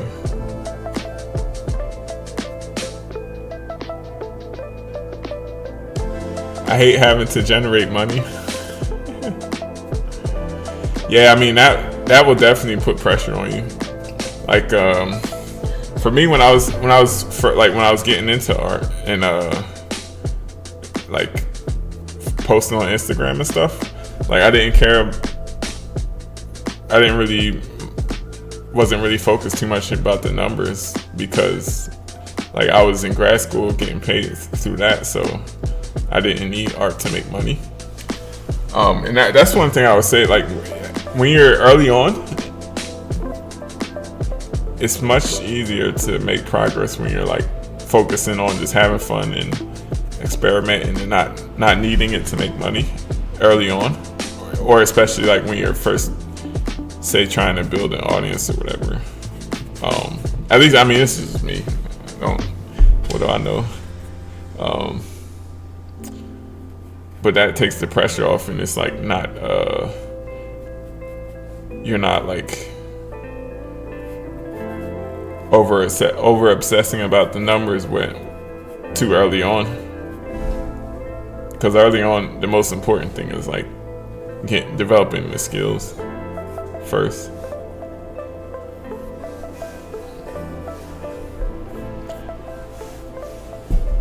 Looks like a good consistency of paint for the first layer. Yeah, this is actually way easier to, like when I was, for the first one, I was going straight out of the tube. So the paint really wasn't flowing at all. It was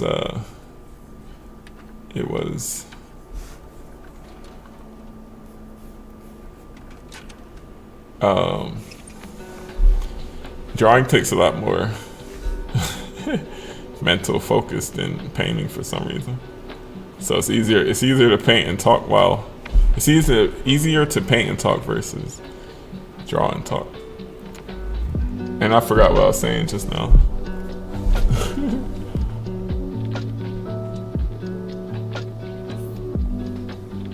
I definitely don't generate any money with my art. Maybe someday. It's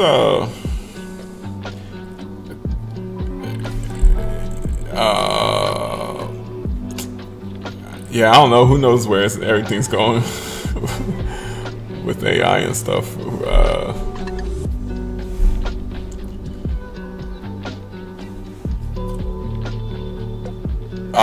It's like, to me, even like I would be doing this if it was no Instagram, even if it was no money. It was just, I got back into it because it was just fun, a fun way to relax, you know. Everything else kind of just came, like I stumbled into everything else. But first and foremost, like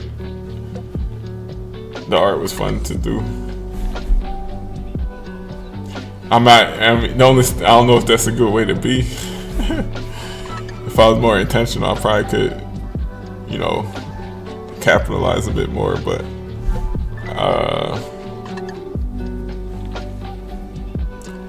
I don't know.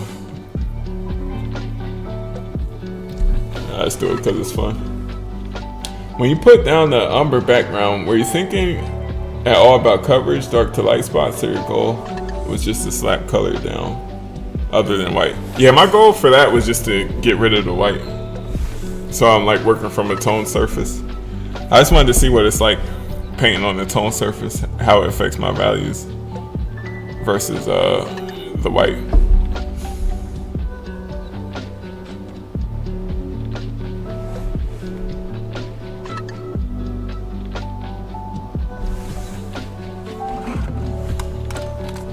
Don't need that spray bottle anymore.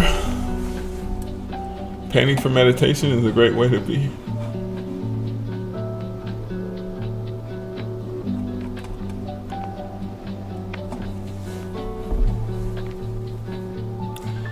It definitely is a meditative activity for sure. I'm not gonna say I can't, but it's hard for me to. I tried meditating before, but I just end up falling asleep. Like, anytime if I'm not actively doing something and just sitting there, I'm gonna fall asleep like pretty quickly. Then I get frustrated that I'm falling asleep and then I just stop meditating.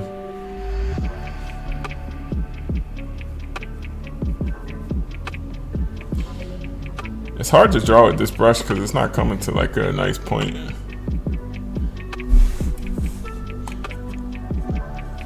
What's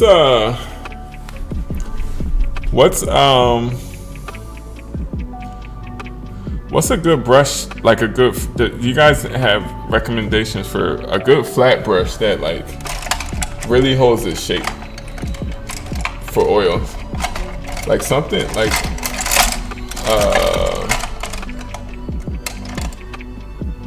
I have like my gouache flat brushes are like really hold their shape, but like the oil, I mean, this, to be fair, this is a filbert, but even still, like the bristles don't like stay straight, if that makes sense. I don't know.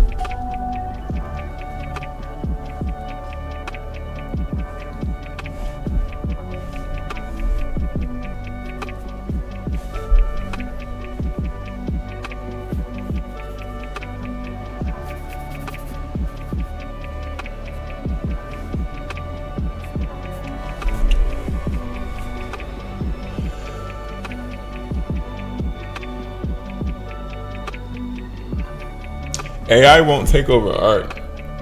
If you purchase a Persian rug hand-woven, you pay significantly more than purchasing a machine-made rug.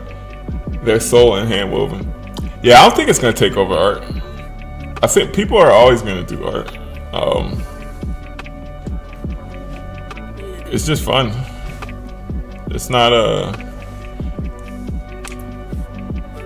Now, as far as the commercial art industry, that's another story, because anything that's ran by a company, they're first and foremost trying to maximize profit and lower costs, and if they can get away with not having to pay artists, then I'm not going to put it past them to do that. So like certain things probably are going to change, but as far as handmade stuff, I feel like people are always gonna continue making art.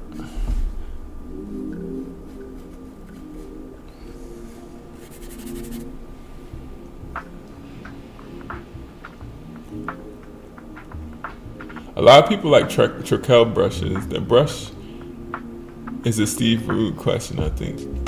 For drawing lay-ins with oil, I use rounds that are worn down to little stubs. They are too short to have any flex. You could just chop off an old synthetic round brush for that purpose.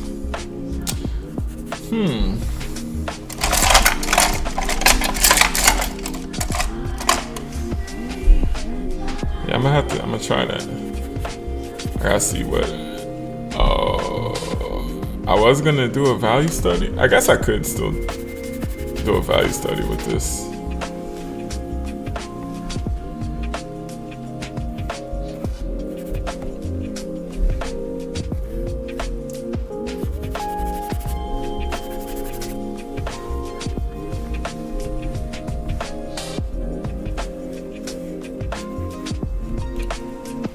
I use the Rigger brushes, pretty awesome.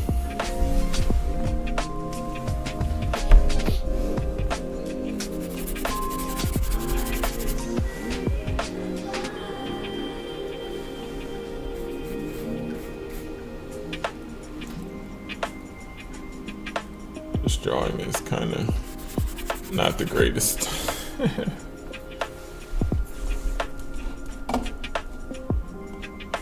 I want to try oil painting. It should be hard. What are you currently listening to? It's called Goodbye by Ian Ewing.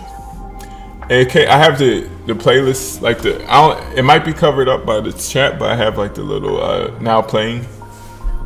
It's under the reference. It's under the reference down here. I don't know if the letters might be a little too small to see on Instagram though.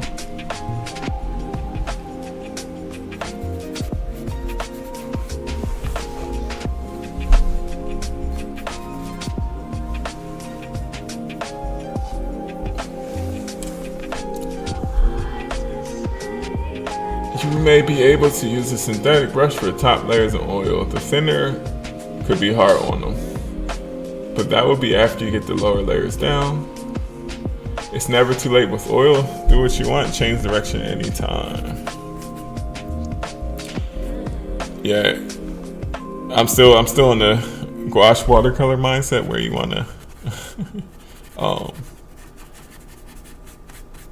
kind of be decisive and confident with like what you put down and not really fuss too much with it. The drawing is good, you're doing fine, thank you. Just push the shadows hard. Yeah, right now they're pretty, so I guess I can go. Yeah, I'm gonna hop in with the shadows. Mix like a nice dark red and blue, a little bit of yellow ochre. Get you a really nice dark brown.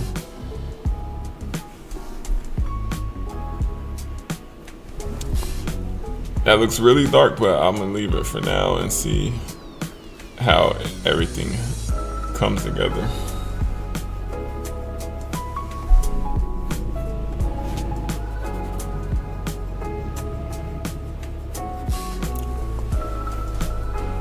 I never have to throw away brushes. I find some way to use them until they disappear.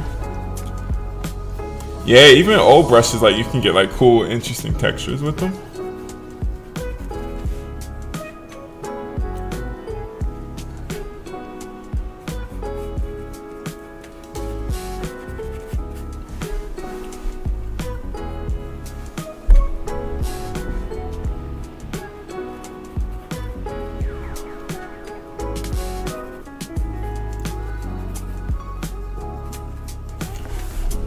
So when you guys paint with oil, do you like reserve the most opaque paint for the the lightest pigments, or your lightest values? That's what you save for the most opaque paint for. I'm starting to get lightheaded.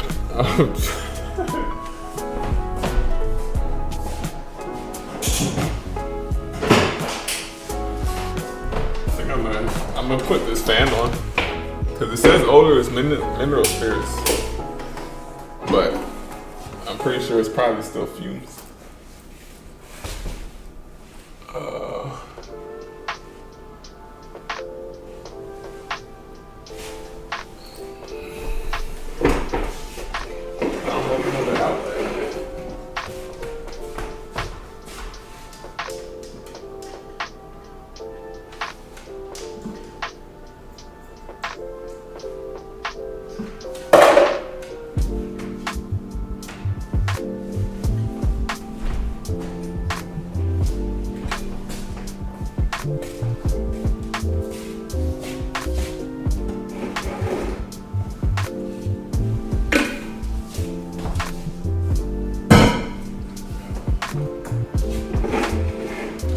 Some ventilation going.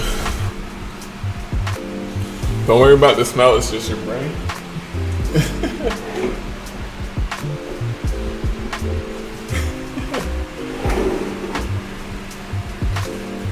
Yeah, watercolor is just water, you know?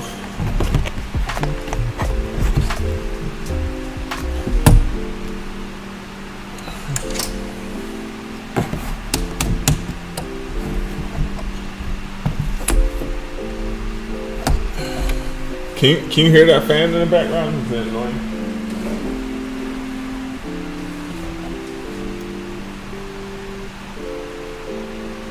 Watching you paint makes me realize that I've been painting way too fast. Glad you're streaming, but it's nice to see you make a conscious decision about every stroke. Thank you. Yeah, I mean, I'm using my wash painting knowledge, but as far as the oil aspect of things, I'm kind of just winging it. So I don't know if I'm a good model to like a good example of what to do or not. But thank you.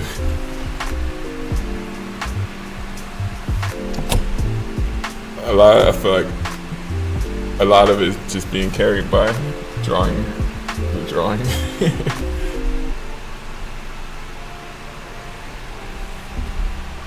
That's why I don't use that stuff, man.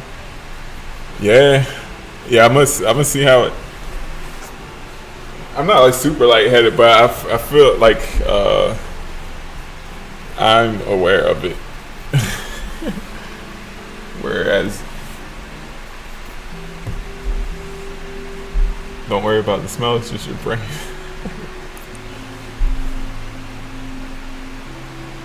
Not annoying, keep the fan going, not annoying, all good.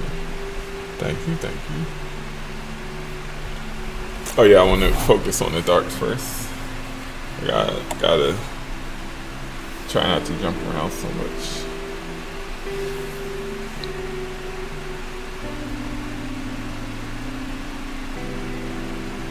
I like this reference because it's like you can clearly see like the cool and warm. You got the nice the cool colors on this side, and you got it's darker but it's slightly warmer on the front plane. The right side of the nose needs shadow. The right side of the yeah for sure. And then I gotta make sure to keep that I like that glow, the subsurface scattering going on. Push the shadows, keep the early palette limited. Yeah, I feel myself trying to fight the urge to throw in some highlights. Cause I don't know if you see my gouache time lapses. Like I'll do a value study with the shadows first, and then I'll throw in the white highlights, and that's just I put them in early just so that I can judge everything based on that and see how it dries. But once again, oil, slightly different process. Open a window. These windows don't have screens, and it's raining. I live in like an old mill building where it's like those big giant windows. But the fans help. The fans helping. Just have some flowing air.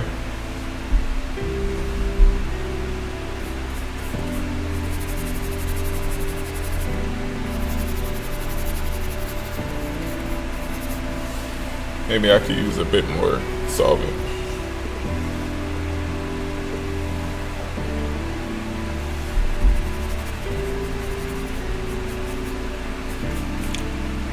Yeah, it's making it spread a little easier.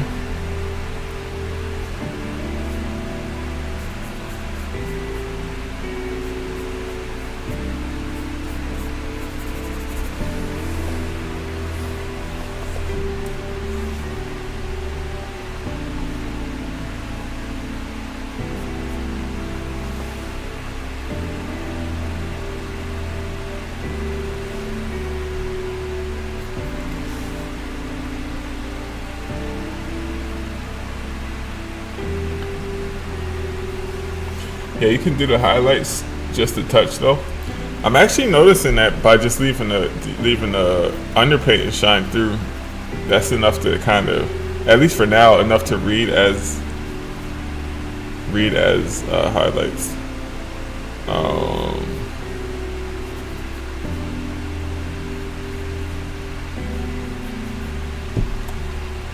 This this brown this base layer is actually oh, let me fix the YouTube framing. But this brown underpainting is making it a lot easier to judge the values that I'm seeing.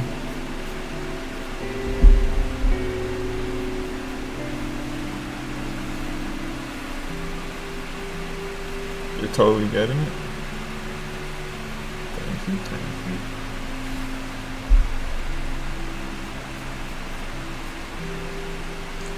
Yeah, you guys are definitely giving me a bunch of great tips.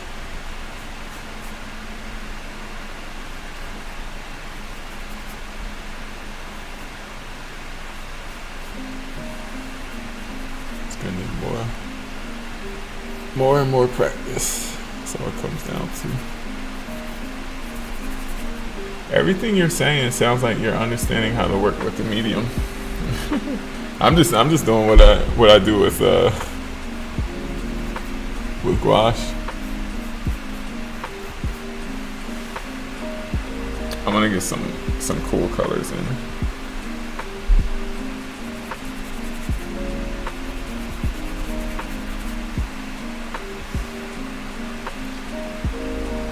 I think that's the cool thing about art is like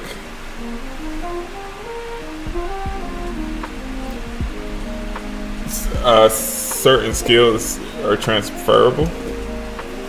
I think your eye definitely is transferred. Like your sensibilities are transferable, and it's just a matter of just learning the nuances of a new medium. But as far as like your ability to perceive stuff, that's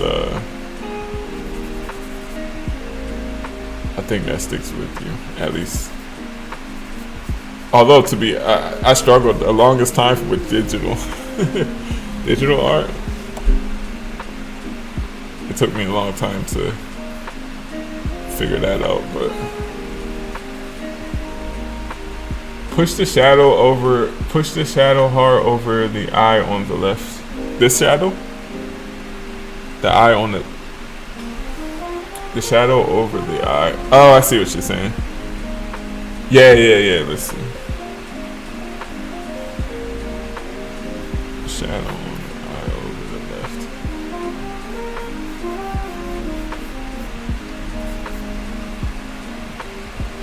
Yes, very transferable, exactly.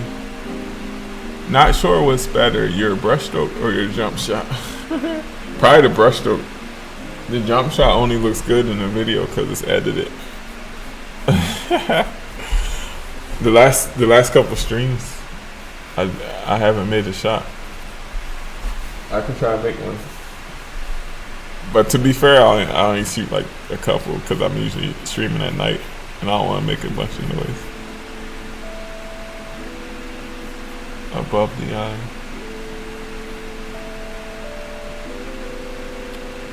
Pick up thick paint if it's hard to darken. What do you mean pick it up? Just like with a towel, like a paper towel?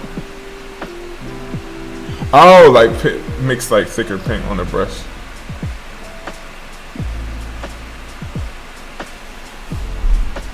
You can key the painting in oil like you do with gouache. Don't be afraid to throw lights and darks up there to compare your mids. Yeah, I think at a certain, once I get, I think I'm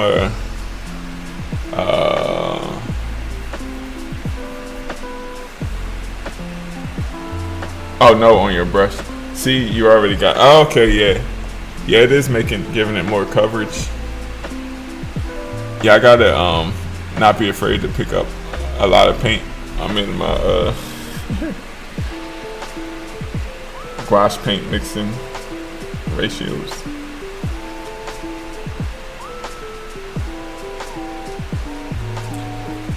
It's like getting real-time coaching.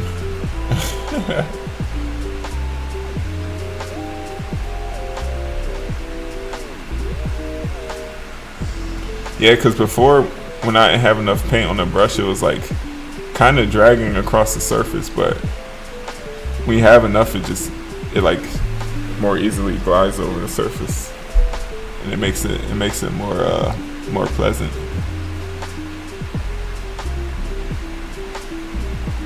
Makes it a bit more pleasant to work with. Shadow above the teeth needs push shadows. Yeah, I want to push them, and then I want to make them a little bit more cool.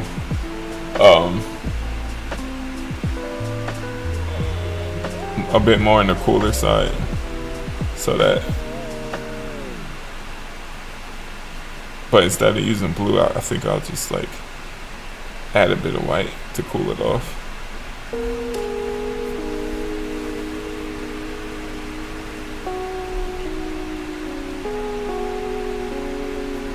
Yeah, oil paint is fine. I don't know what took me so long. This is cool.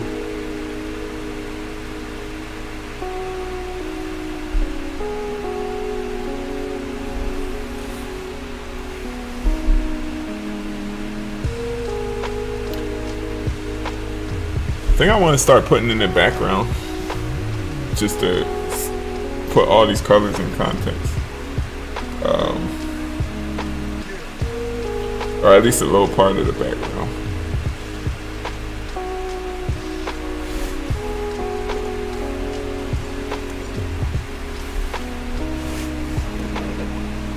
You can always cool it down after. You can always cool it down after it's down.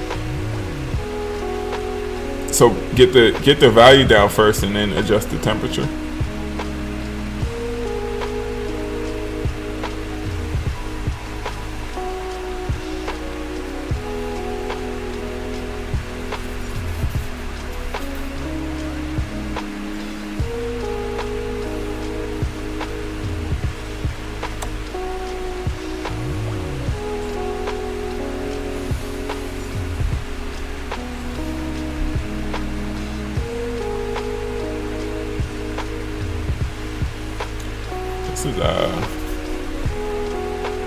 This is cool.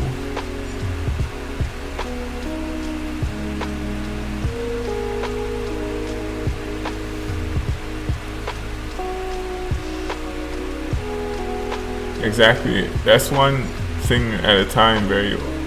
That's one thing at a time. Very oil paint way to paint. Interesting.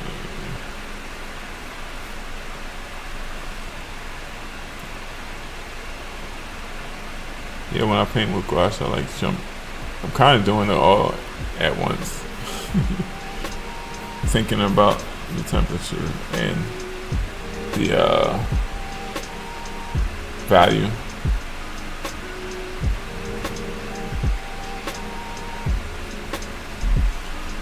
I always like when they're carving up the silhouette with the background, because it kind of starts making it pop. It makes it instantly start to pop a little bit.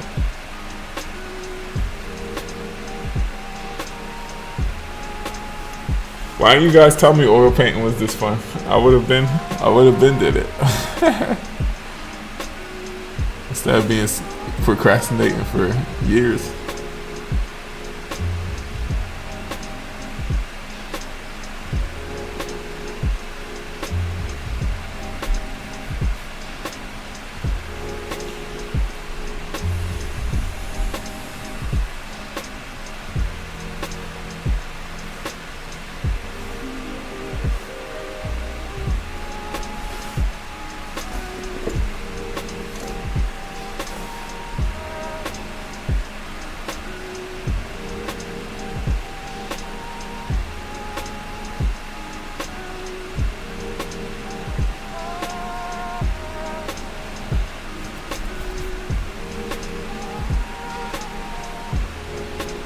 Oil painting is not fun. You are the fun shit. The paint is just your game. Appreciate that. Nah, it's I'm enjoying the experience.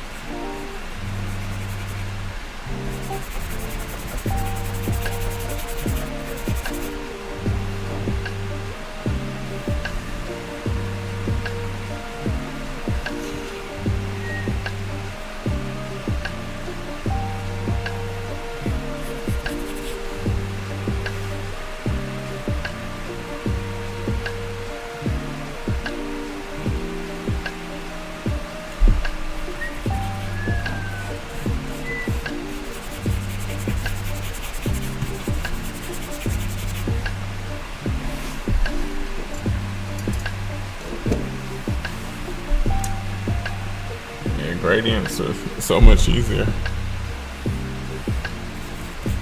to make.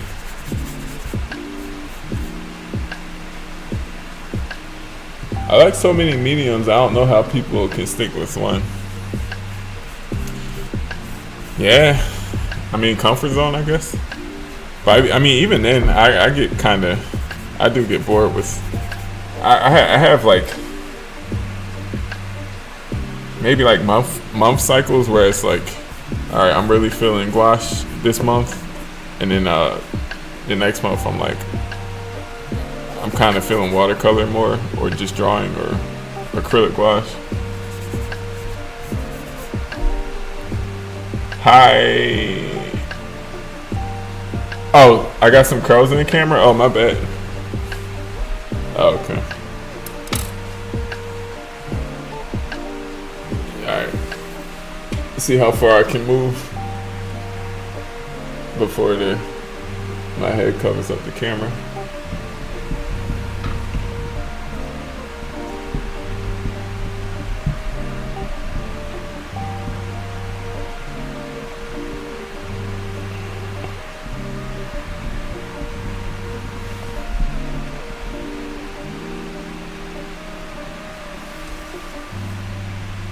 Yeah, I think that should be good.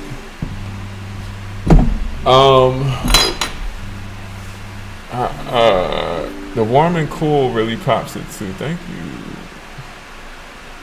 Why is this so relaxing? I love your content. Very talented artist. Thank you. Yeah, I'm chilling. It's having fun, learning something new.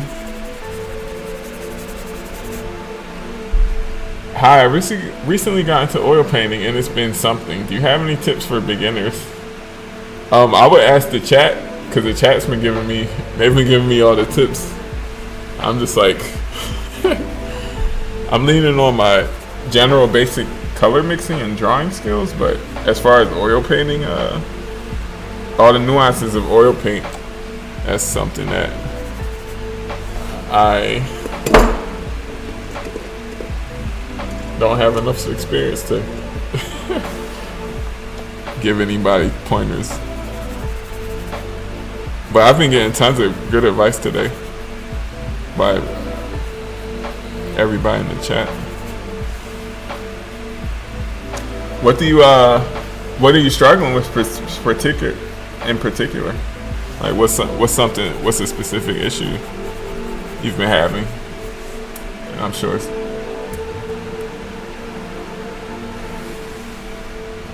props to them, but I can't. Oh, that's it. Referring to sticking with one medium. Yeah, it's true. Yeah, I can't either. Yeah, like I was saying, I have to switch it up like every couple weeks. I need to. I jump back and forth between like gouache, acrylic gouache, watercolor, just drawing in ink, and also digital too. The only so now I can add oil painting to the list, and I also haven't done just like regular acrylic for like for actual painting. So the top teeth are actually dark. They're dark and they're actually a cooler color as well. I need some more blue.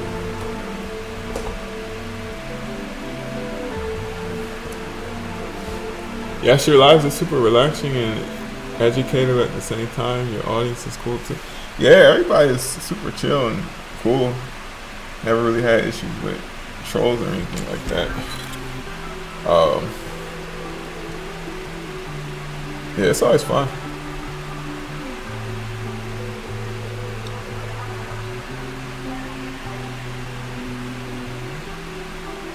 And thanks for hanging out. It's I probably would have been more frustrated if I was just trying to paint by myself without all the useful advice I've been getting.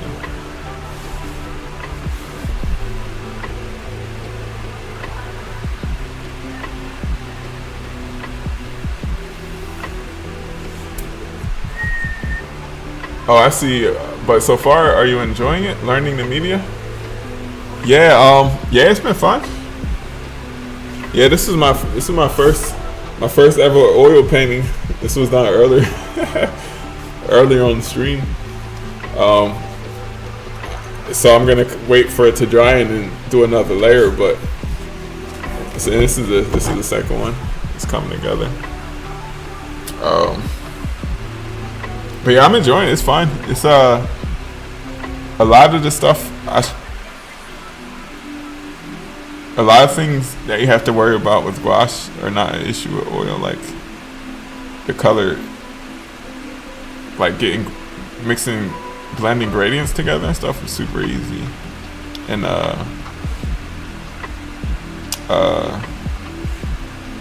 the color not changing is nice. Like whatever I see on the palette, it stays the same after it gets applied to the paper, which is nice.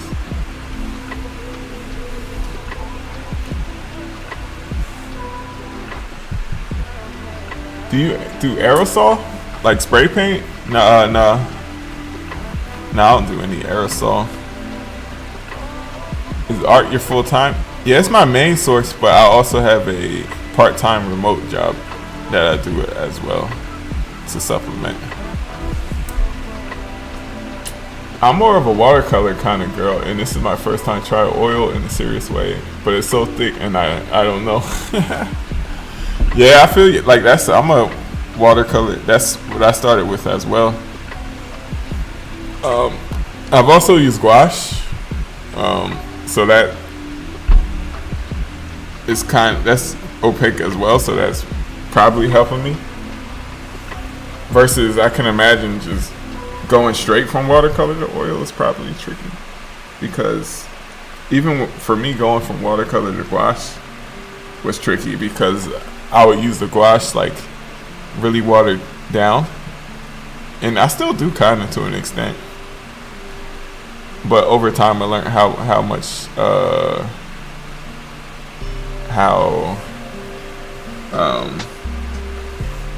I can use much more paint than I was used to with watercolor. Watercolor, a very little goes such a long way, but I had to be able to get out of that mindset to use gouache. So I think that's kind of helping me out with oil as well.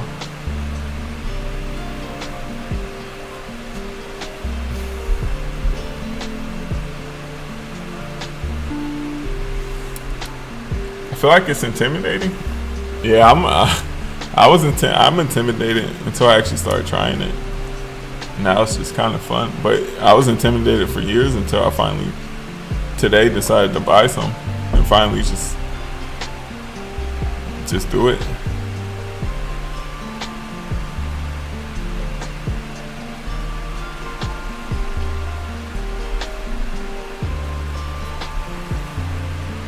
I'm like that with almost anything. The initial actually getting started with something is always the hardest part for me, but like once I actually start doing it, then I get obsessed and then learn pretty quickly. But it's just that initial the initial doing it always takes me a long time to get over. If I could speed that part up, I feel like I would be in good shape.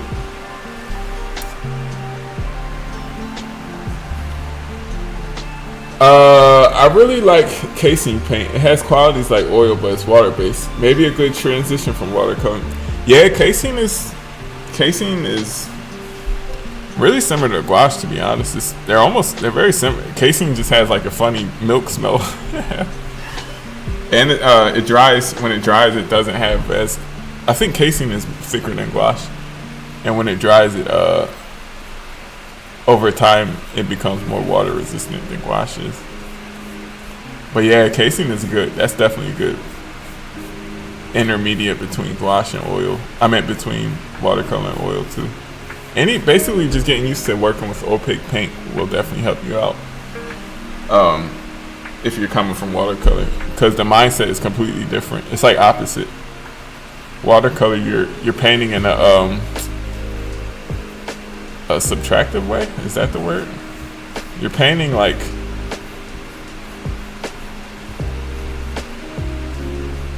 not a subtractive way, but it's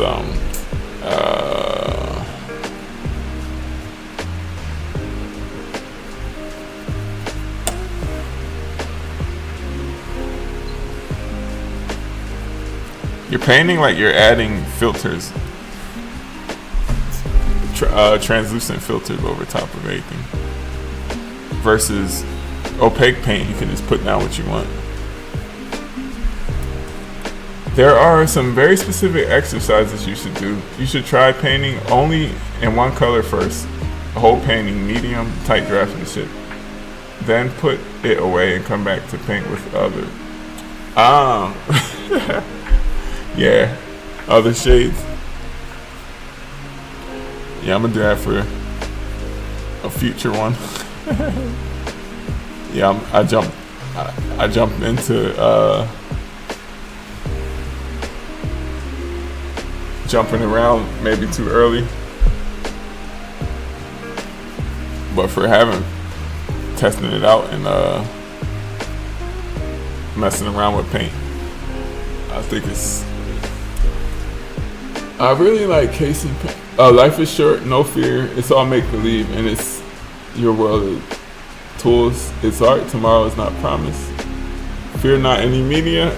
Go for broke and love. Inspiring. Everybody listen to those words of wisdom. I gotta definitely take it to heart. Hey, how was your day? My day was pretty good. No complaints. Weekends here. Went to the art store, picked up some oil paint. Using it now.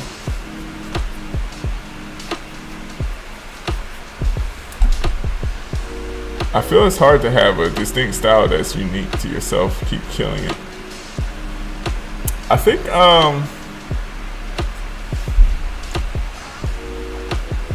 think your style comes through naturally if you the only time style is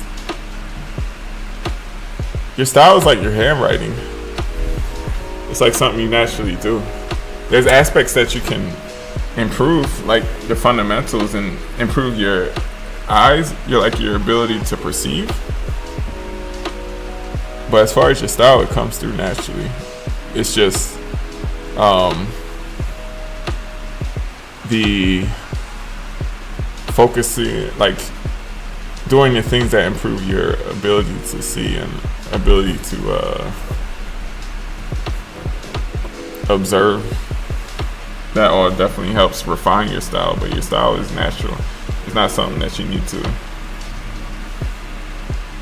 intentionally sit down and like, okay, today is the day I develop my style. It's just you paint a lot, and over time, whether you notice it or not, it's better if you do notice it, because then you can be more conscious about the things you like about your style and what you want to add to it. But yeah, there's no pressure to have a style because it's already inside of you. You just gotta, the more you draw, the more it comes out naturally. Like, I never knew I had a style until people on the internet started telling me I did. I was just painting what I thought looked good and how it came naturally to me. And then like after trying to study a little bit, like after trying to get better at certain specific things, like I like drawing people, so trying to learn anatomy and stuff just only added to made your style actually based on something real. So English is not my first language. Like, oh, I mean, it's impressive. Like you speak better English than I speak whatever your first language is. So you're ahead.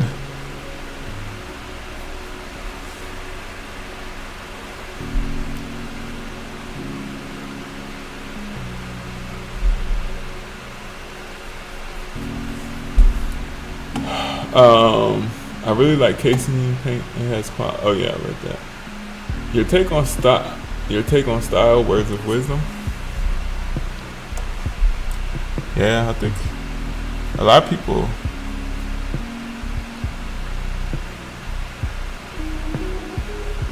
Yeah, I mean, I guess I can't really speak for anybody else, but for me, it's something that just came through naturally by just drawing a lot. The more you draw, the more it reveals itself to you if you're, reflecting and paying attention. But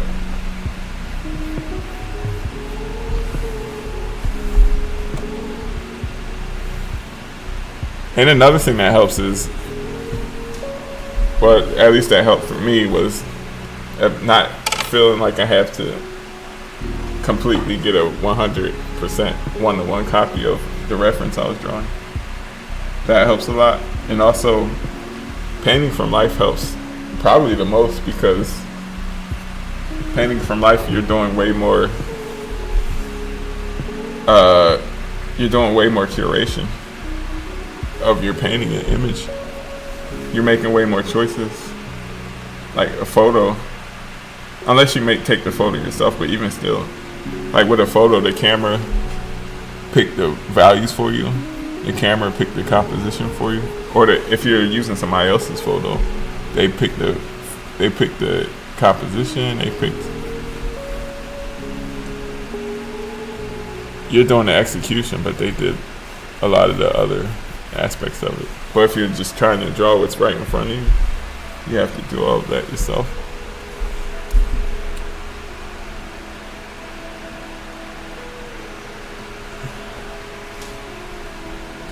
I just want to say I love your work. Thank you so much. Just a smoothie of your influences. Yeah, a smoothie of your influences. What you like. A smoothie of your influences and interests. And you can have interests that you might not necessarily enjoy doing yourself as well. So it's a mixture of what you like to do, your natural tendencies, all that kind of stuff. Casein? Oh, it's casein. It's a milk protein. It's a CASEIN.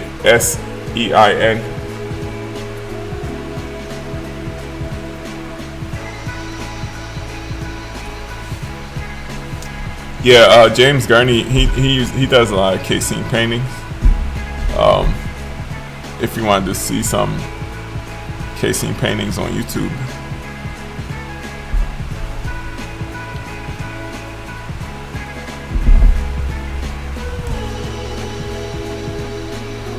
I also immediately recognized your art on the cover of Black Habits. Yeah, that was a fun cover. Thank you.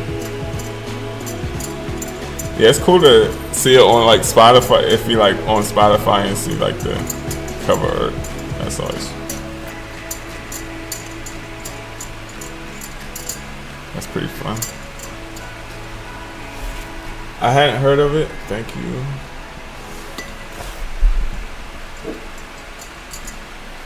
I think I want to put in some whites just to see what it looks like.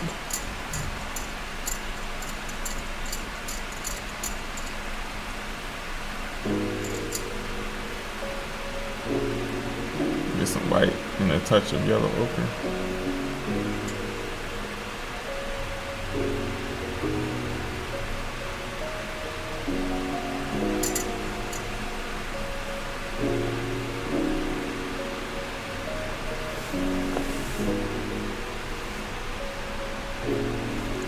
Push those shadows hard on the bridge of the nose and above the teeth. Maybe bring the umber back in.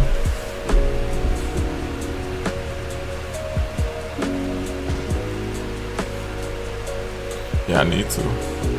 I'm gonna see. I'm gonna throw this white down and see what it looks like. It might be overpowering though, or I might dilute it down some.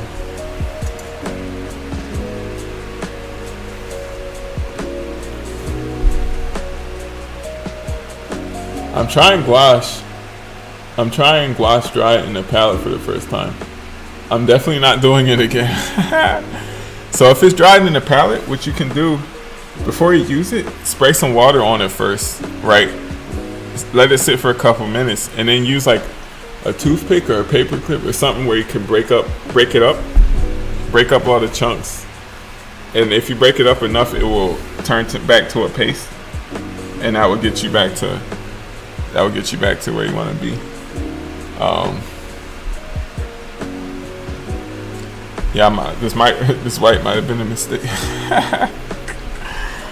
Yeah, it's too strong.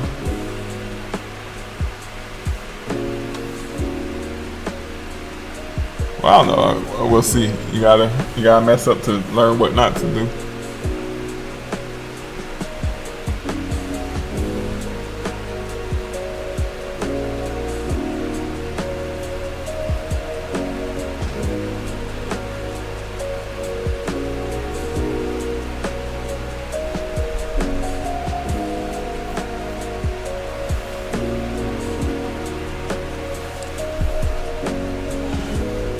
But yeah, you can.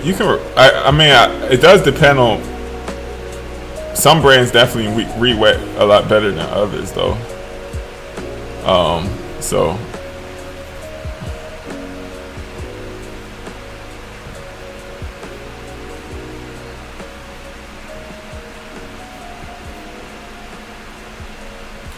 Yeah, it's just more tedious than I'm willing to deal with. I won't waste it, but I'll squeeze fresh and move on. Yeah, I honestly, and just squeezing a little bit of fresh, and then mixing that with the old will help. That would be all you need. Like it will definitely help revive the old gouache. So yeah, definitely don't throw it away. It's still usable.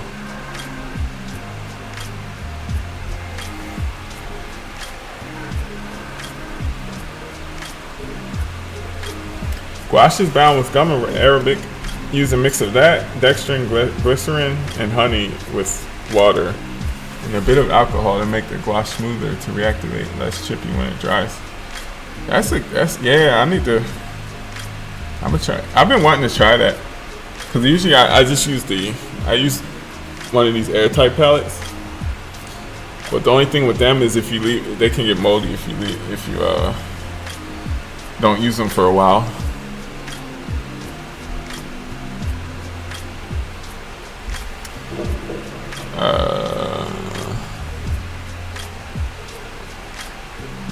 That's what I do. So when you do that, do you just let it dry completely once you mix all those things in?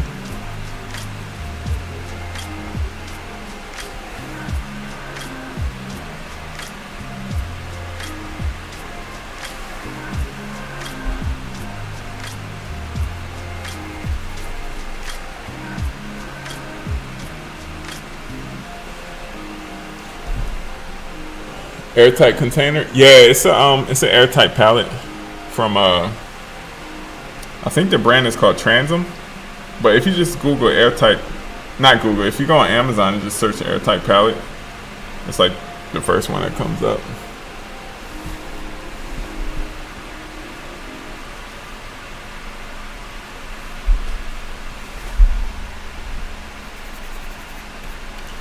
The only thing with oil is like, you know what? Actually, I don't have to be working at an angle because now that I'm seeing it, I can see my values of, like, the way I have it. It's like the light is shining off it, so everything looks lighter. But now that I usually have it, alcohol is added so it will tamp down the mold growth.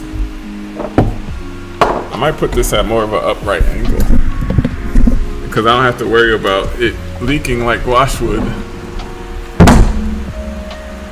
Well, maybe not.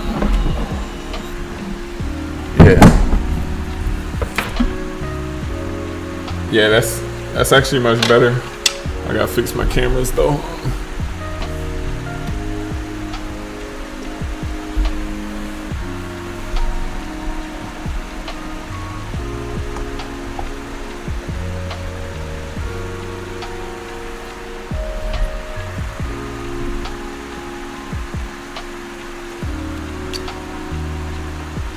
Yeah. Since oil paint is shiny, I was painting with like a glare the whole time, so I couldn't judge my values. But this is actually much better.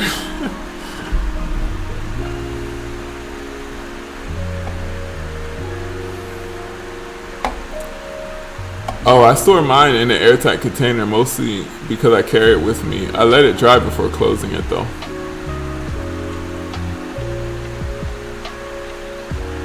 Watching from South Africa, I love your work. Thank you. What's it, is it morning there, South Africa? What time is it over there?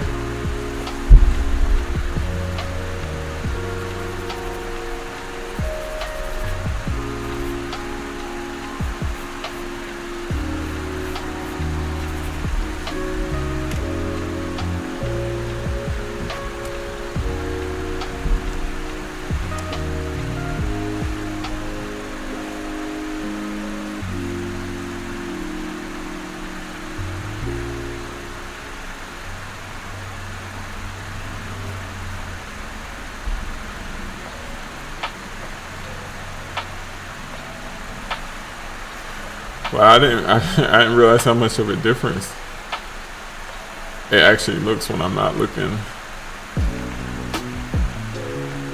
at like the glare. I can see the values like way better now.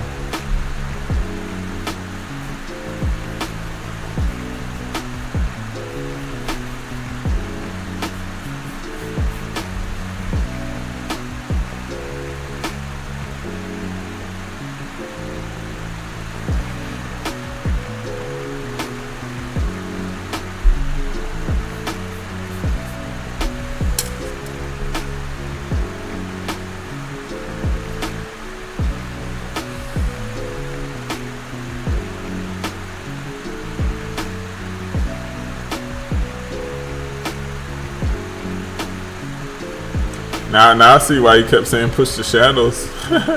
Because to me, how I had it before, it was like it was a glare, so everything was kind of not really. I can see a much bigger. I can see the values much better now.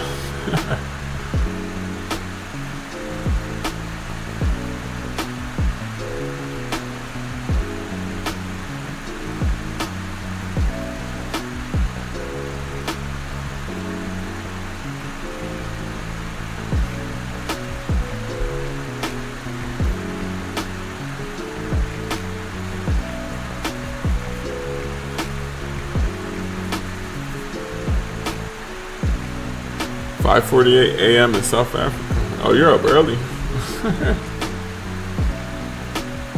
Oh, greetings from Venezuela. Much love. How's it going? I love how the shadows can change the effect of illumination. It gives off candlelight illumination as opposed to sunlight. Yeah, it really does. It really does. I want this to be a little cooler. The way I have it is kind of, but I guess I can always change it. What should I do? I can do some more background. Continue carving. that out. Oh, it's almost midnight. I didn't even notice. Yeah, time is flying. Yeah, having fun though.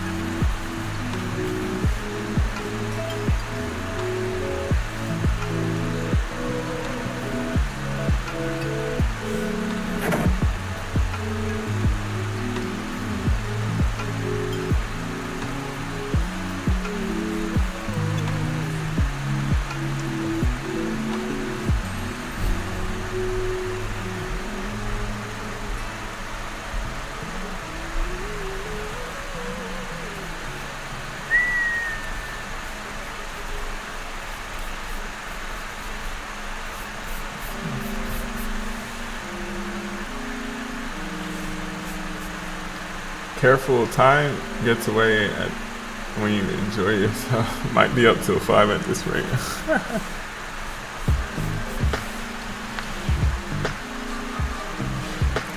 Yeah, I already messed up my sleeping schedule for this week yesterday. I was up till like 4 yesterday.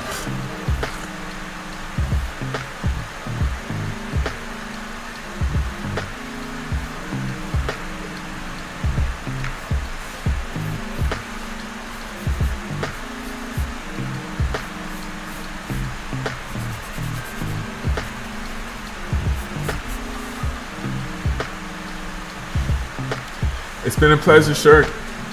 It's been a pleasure, sir. Keep doing what you're doing. Always love your work. God bless. Thank you.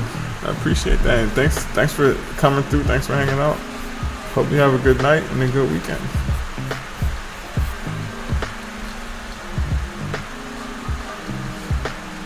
Why do you let it dry if you have an airtight palette to prevent mold?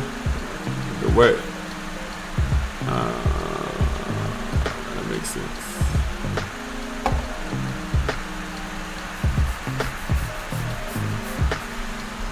Love this. Thank you. Thank you. Thank you.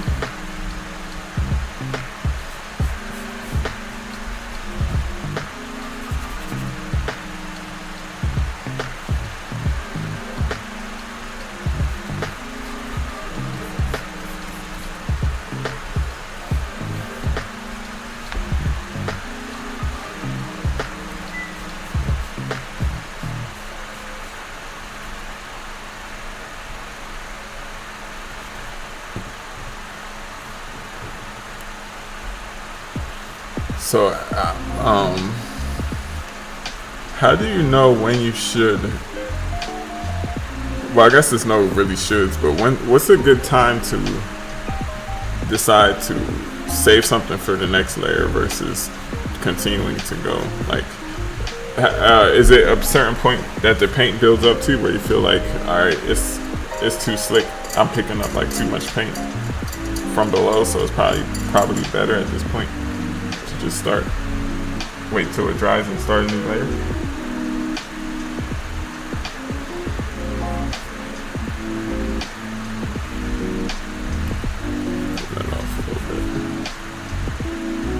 Make sure that you make all the deepest shadows equal. That will be a measure for the darkest point.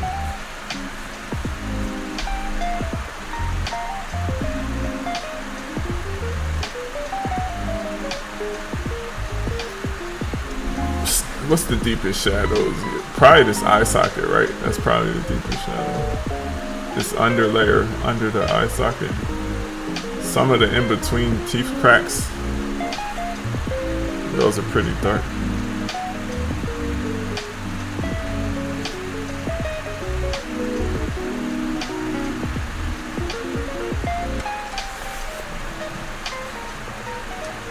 Yes, like you're saying, you push it to a point of making it muddy.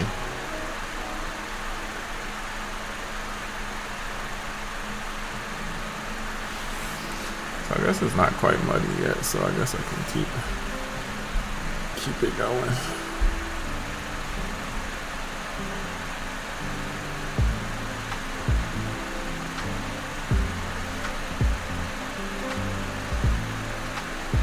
I think a monochrome study would be a good next thing to do, just so I get used to just handling the paint. That's what I do with when I'm teaching people like gouache and stuff. Start off with monochrome and go from there. In my case, I was just excited to get in and start messing with some paint. But I'm definitely gonna go back.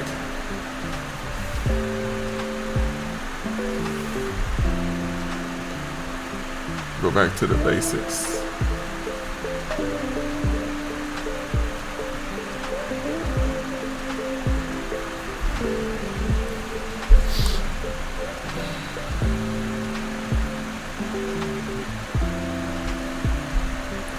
But the bridge of the nose is very close to same or equal, but as you get more disciplined, you will separate into value more in color later. Yeah.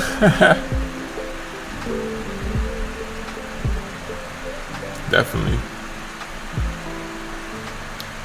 I've seen people do it like a complete value study first as the base layer and then paint on top of that. It's kind of like the Verdaccio method, just with green.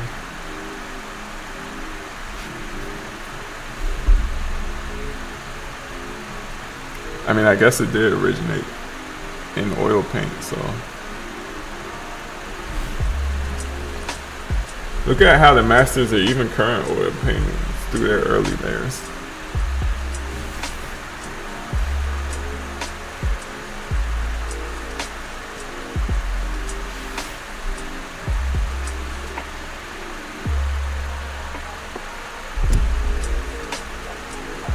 Hello from Rio de Janeiro, Brazil. How's it going? How's it going?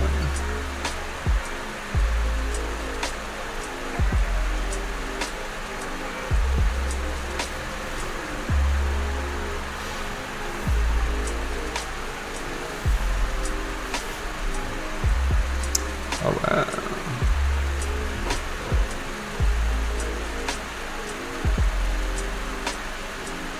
Exactly, value emphasis on darks.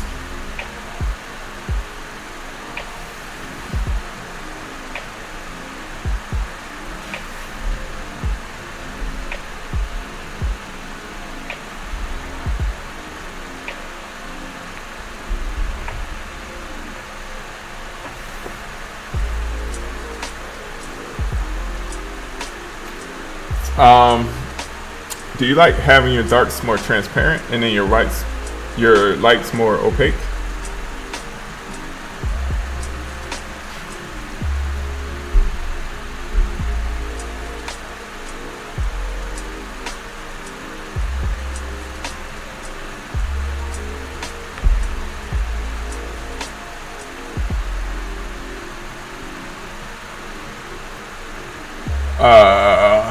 What? Do you want to know how to say oil painting in Spanish? Totally random question. What's oil? Huelo? How you say oil? Well, it's something with a H. I feel like I know this. And then paint is just pintar, I think. How you say oil paint in Spanish?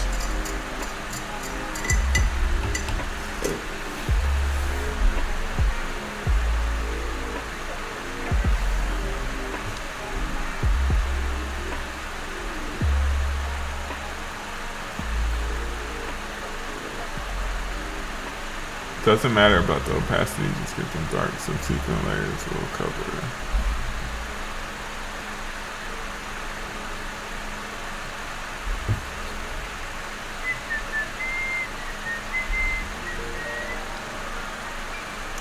Oh wait, I lost track of the teeth.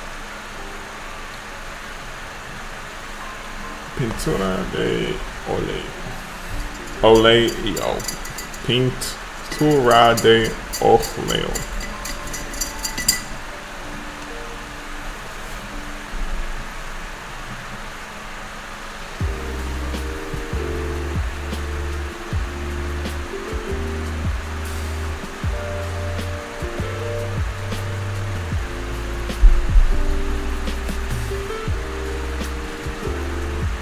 The same in Portuguese.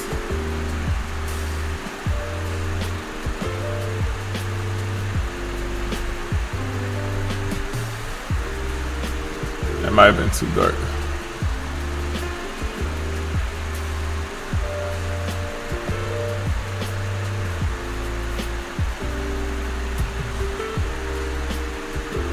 Okay, and then I can't even pronounce the French one.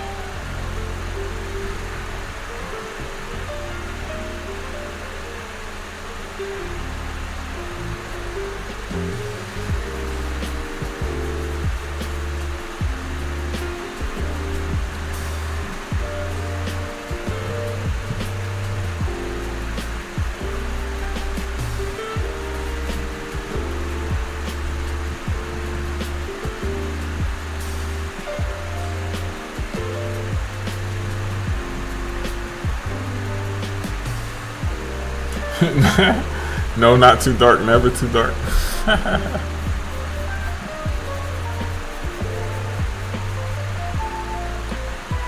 Were you an art student or self-learner? Self-learner. Self-learner. You are witnessing my very second oil painting ever. This was the first.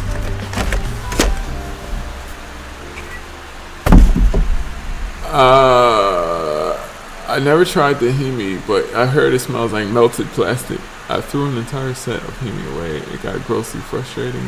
I thought there must be a better and more beautiful way, hence the purchase of Shinhan. I've never tried the Hemi. I've seen a lot of people on YouTube and Instagram use it, but I've never tried it.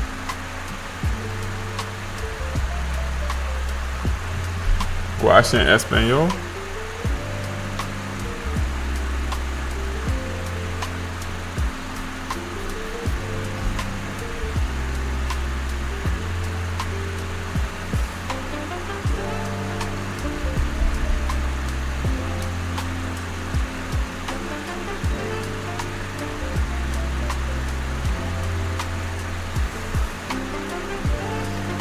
Bring the same dark brown to the rim just above the teeth.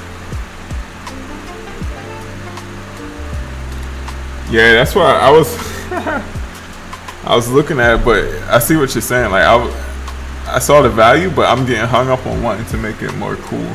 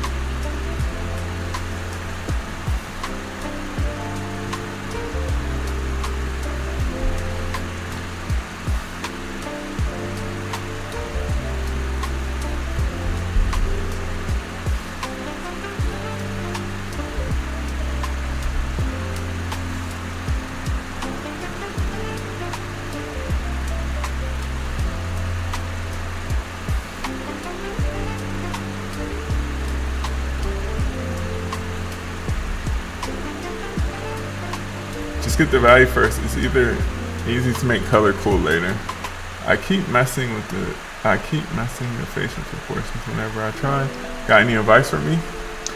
Yeah, proportions is something that's something that really comes with I hate to say more practice. What's a more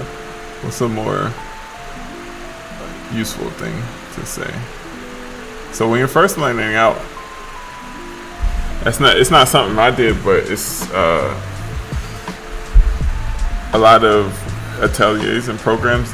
You learn proportions and seeing proportion accurately by doing something called bar copies. For me, what helped me with proportions is just trying to like using straight lines and angles to measure things. So if I see a curve, instead of trying to accurately get the curve, I would draw it as a series of straight lines. And over time, my eye and ability to see proportions got better just from drawing a lot. But yeah, I would say besides the obvious answer of practice, using straight lines and stuff to try to estimate distances can help you, or at least that's what helped me. And indirectly became part of my art style because instead of smoothing those straight lines out, I just left them in.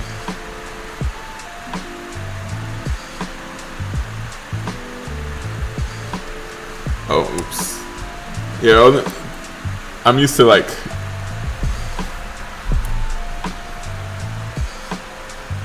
this is not framed.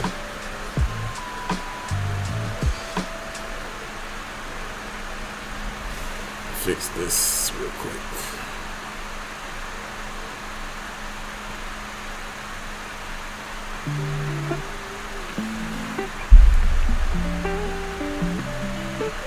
Thank you, sir. Yeah, no problem. No problem. Hope it helped. Hope it helps.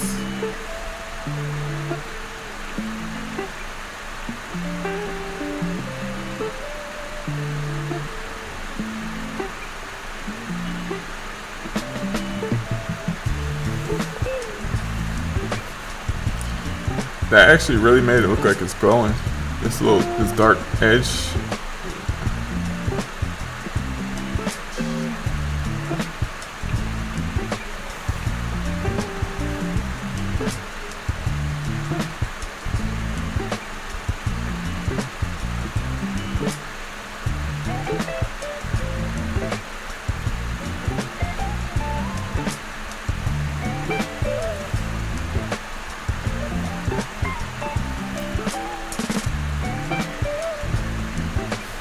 Dark first, then go light. Oil can be unforgiving when you mute a color or lighten it, so be sure to lay down your darks first. Yeah, that's what Mark on Instagram keeps telling me. I'm being hard-headed. Like I'm jumping. I'm trying. It's hard getting out of my gouache habits of jumping all around. Cause I'll focus on trying to get the darks.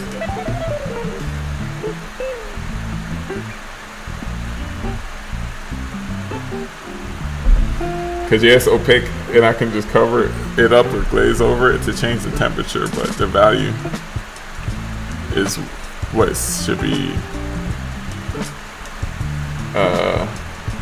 established first. Pushing darks is what it is. Hello from Texas. Are you using oil or acrylic? This is oil. It's my very first day using oils. I went to the art store today. Picked up some oil paint.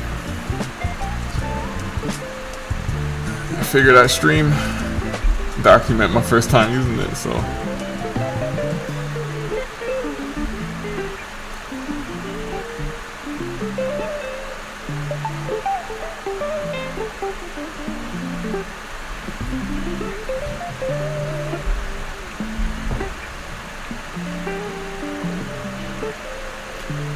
Gouache equals aguazo. in Spanish. I threw in.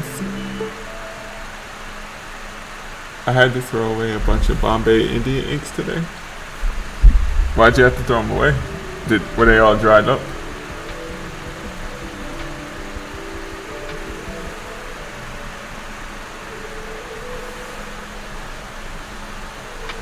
Is this a focus? I can't tell.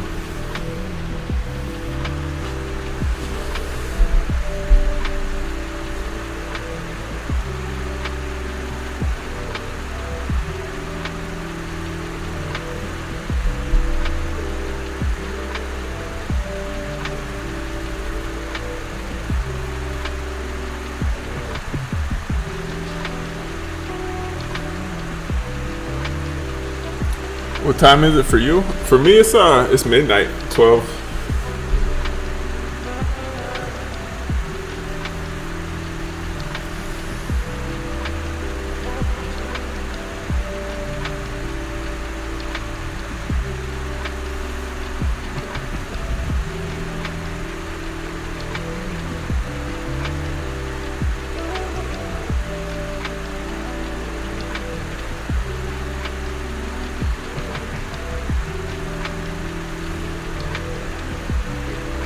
I've never used oil, only by accident. I am a middle school art teacher and we can't use oil here. I love watercolor. Yeah, me too. Except the accident part. I'm a watercolorist / gouacheist at heart. But expanding my horizons today. And it's been fun.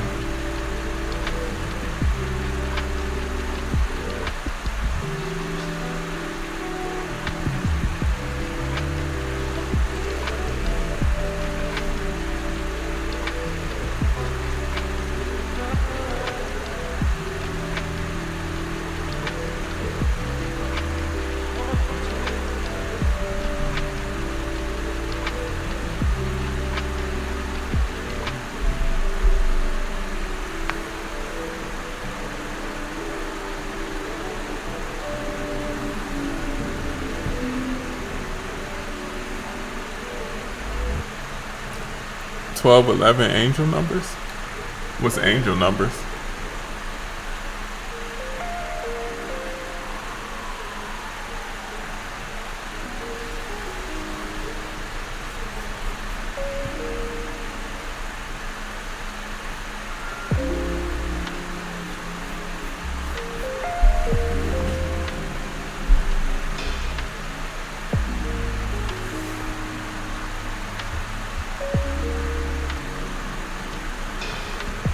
You should try using gouache. It's opaque watercolor, but it can be expensive. It can be expensive, but a little bit of gouache goes a long way. It's about the same as similar to watercolor. If you're just getting into gouache, I would get fewer high quality colors and avoid like the big giant packs of like 60.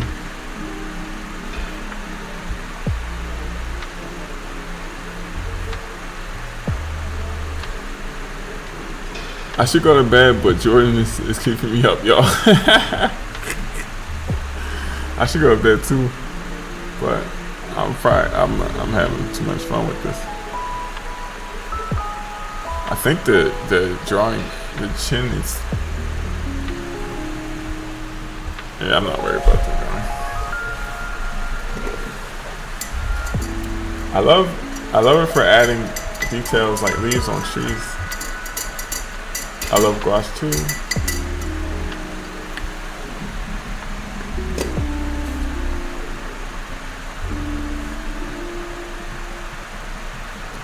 The angels have your back, Mr. JMR. Yeah, and if you gotta go to sleep, definitely go to sleep. Cause it would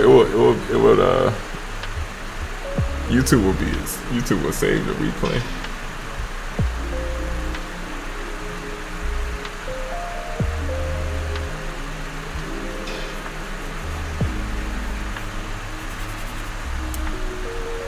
Jordan is keeping us all up.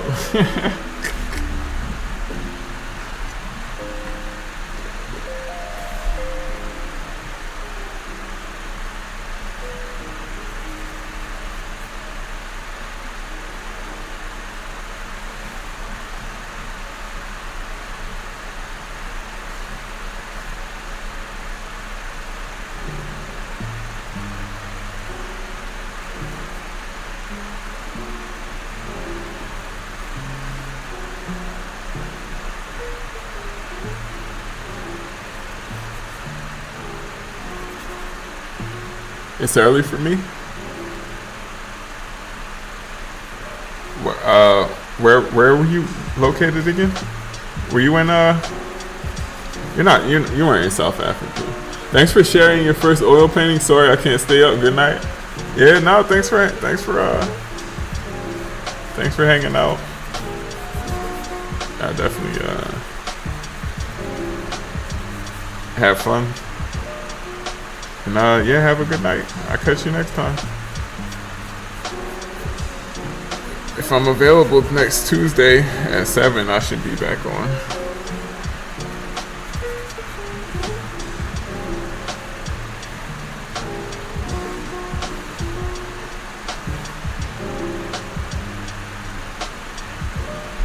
It's 9:15. It's 9:15 a.m. Wow. So let me guess, you're in oh, you're in Pacific time. Oh, okay. I don't think I will visit the Thinker tomorrow. I don't have to work. I'm in Philly, so rolling, here I come.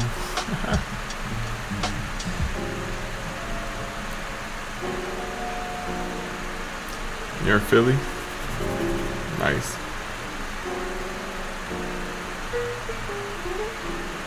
Yeah, I like Philly.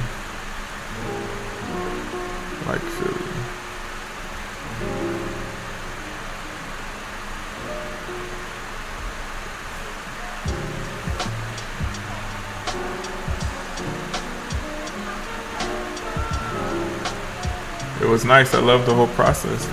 Yeah, thanks for hanging out. It's been fun, but I gotta go too. Yeah, thank you. Have a good night.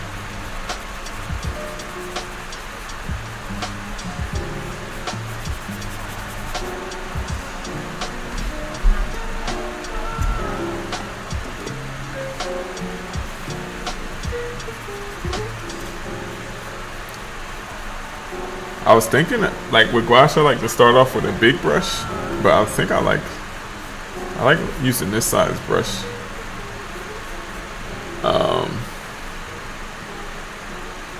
For most of it.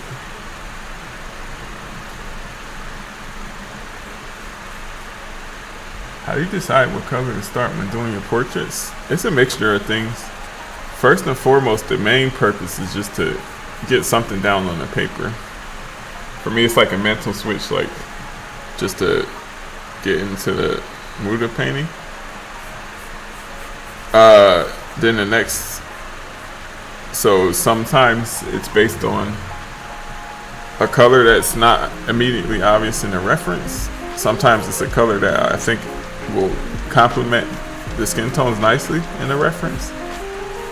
Sometimes it's just experimenting and trying stuff out. So it's not really a specific criteria that I use every time for every painting. But those are kind of the general strategies. But with the main purpose being just having something to cover the white of the paper.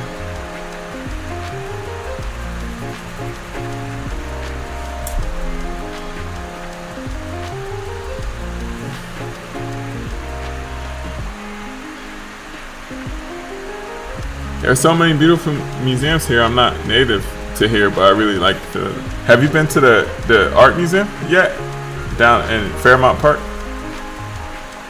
The famous Rocky statue and steps and stuff. I haven't been to that since I was like a kid.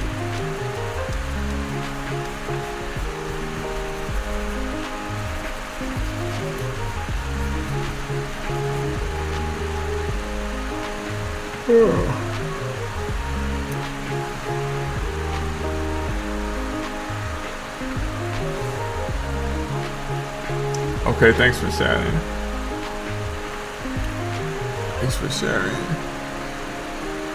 The shadow you're adding is making it pop.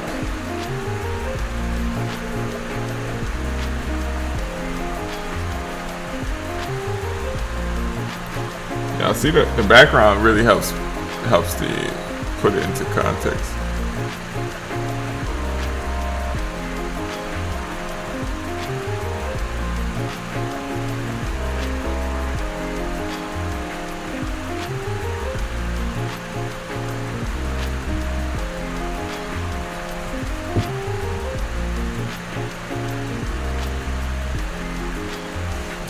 Good morning. Good morning. Good morning to you. Hope you have a good day. It's midnight here. So morning, you're in Asia or somewhere in Asia, maybe Africa.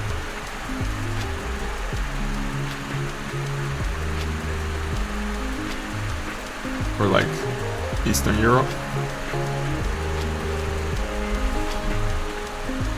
Hi from Chile, love your art. Thank you, thank you. And how's it going?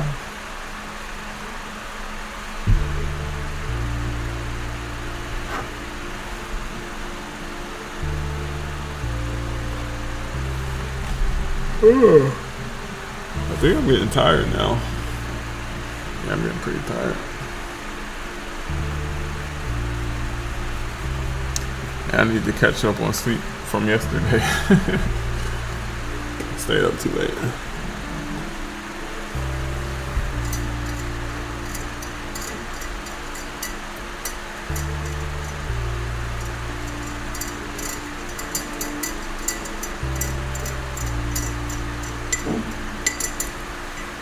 That's good progress, I think. So on the next layer, I don't know what I would add to it, but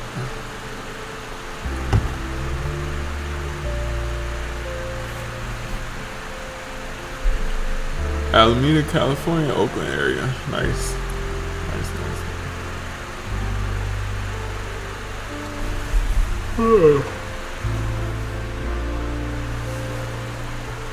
Yeah, the tiredness kind of just hit me like a wall.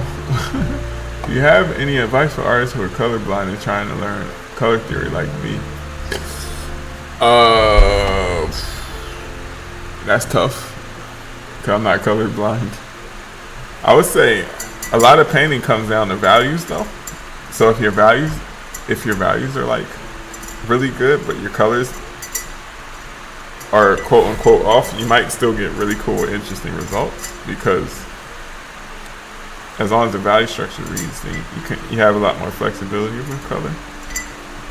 But yeah, as far as I don't really have first-hand experience with that. But I've seen a lot of, maybe not a lot. One of the artists that made me start using gouache in the first place, his name is Chun Hatchet on Instagram, and I think he's colorblind, and he was doing pretty cool gouache paintings. He used to do like lives back in the day, and one of his lives he was painting gouache and he was saying how he was colorblind.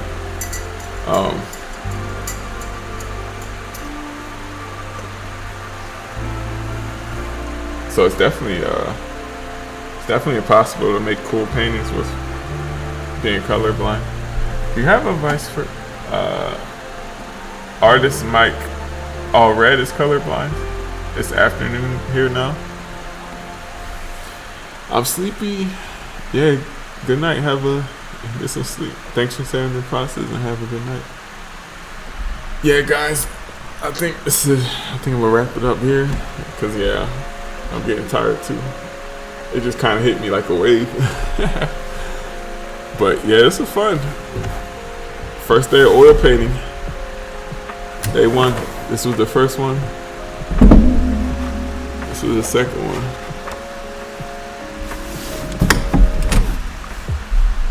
Had fun. Thanks guys for hanging out, chatting with me. But hope you have a good night, and I'll catch you next time. See ya.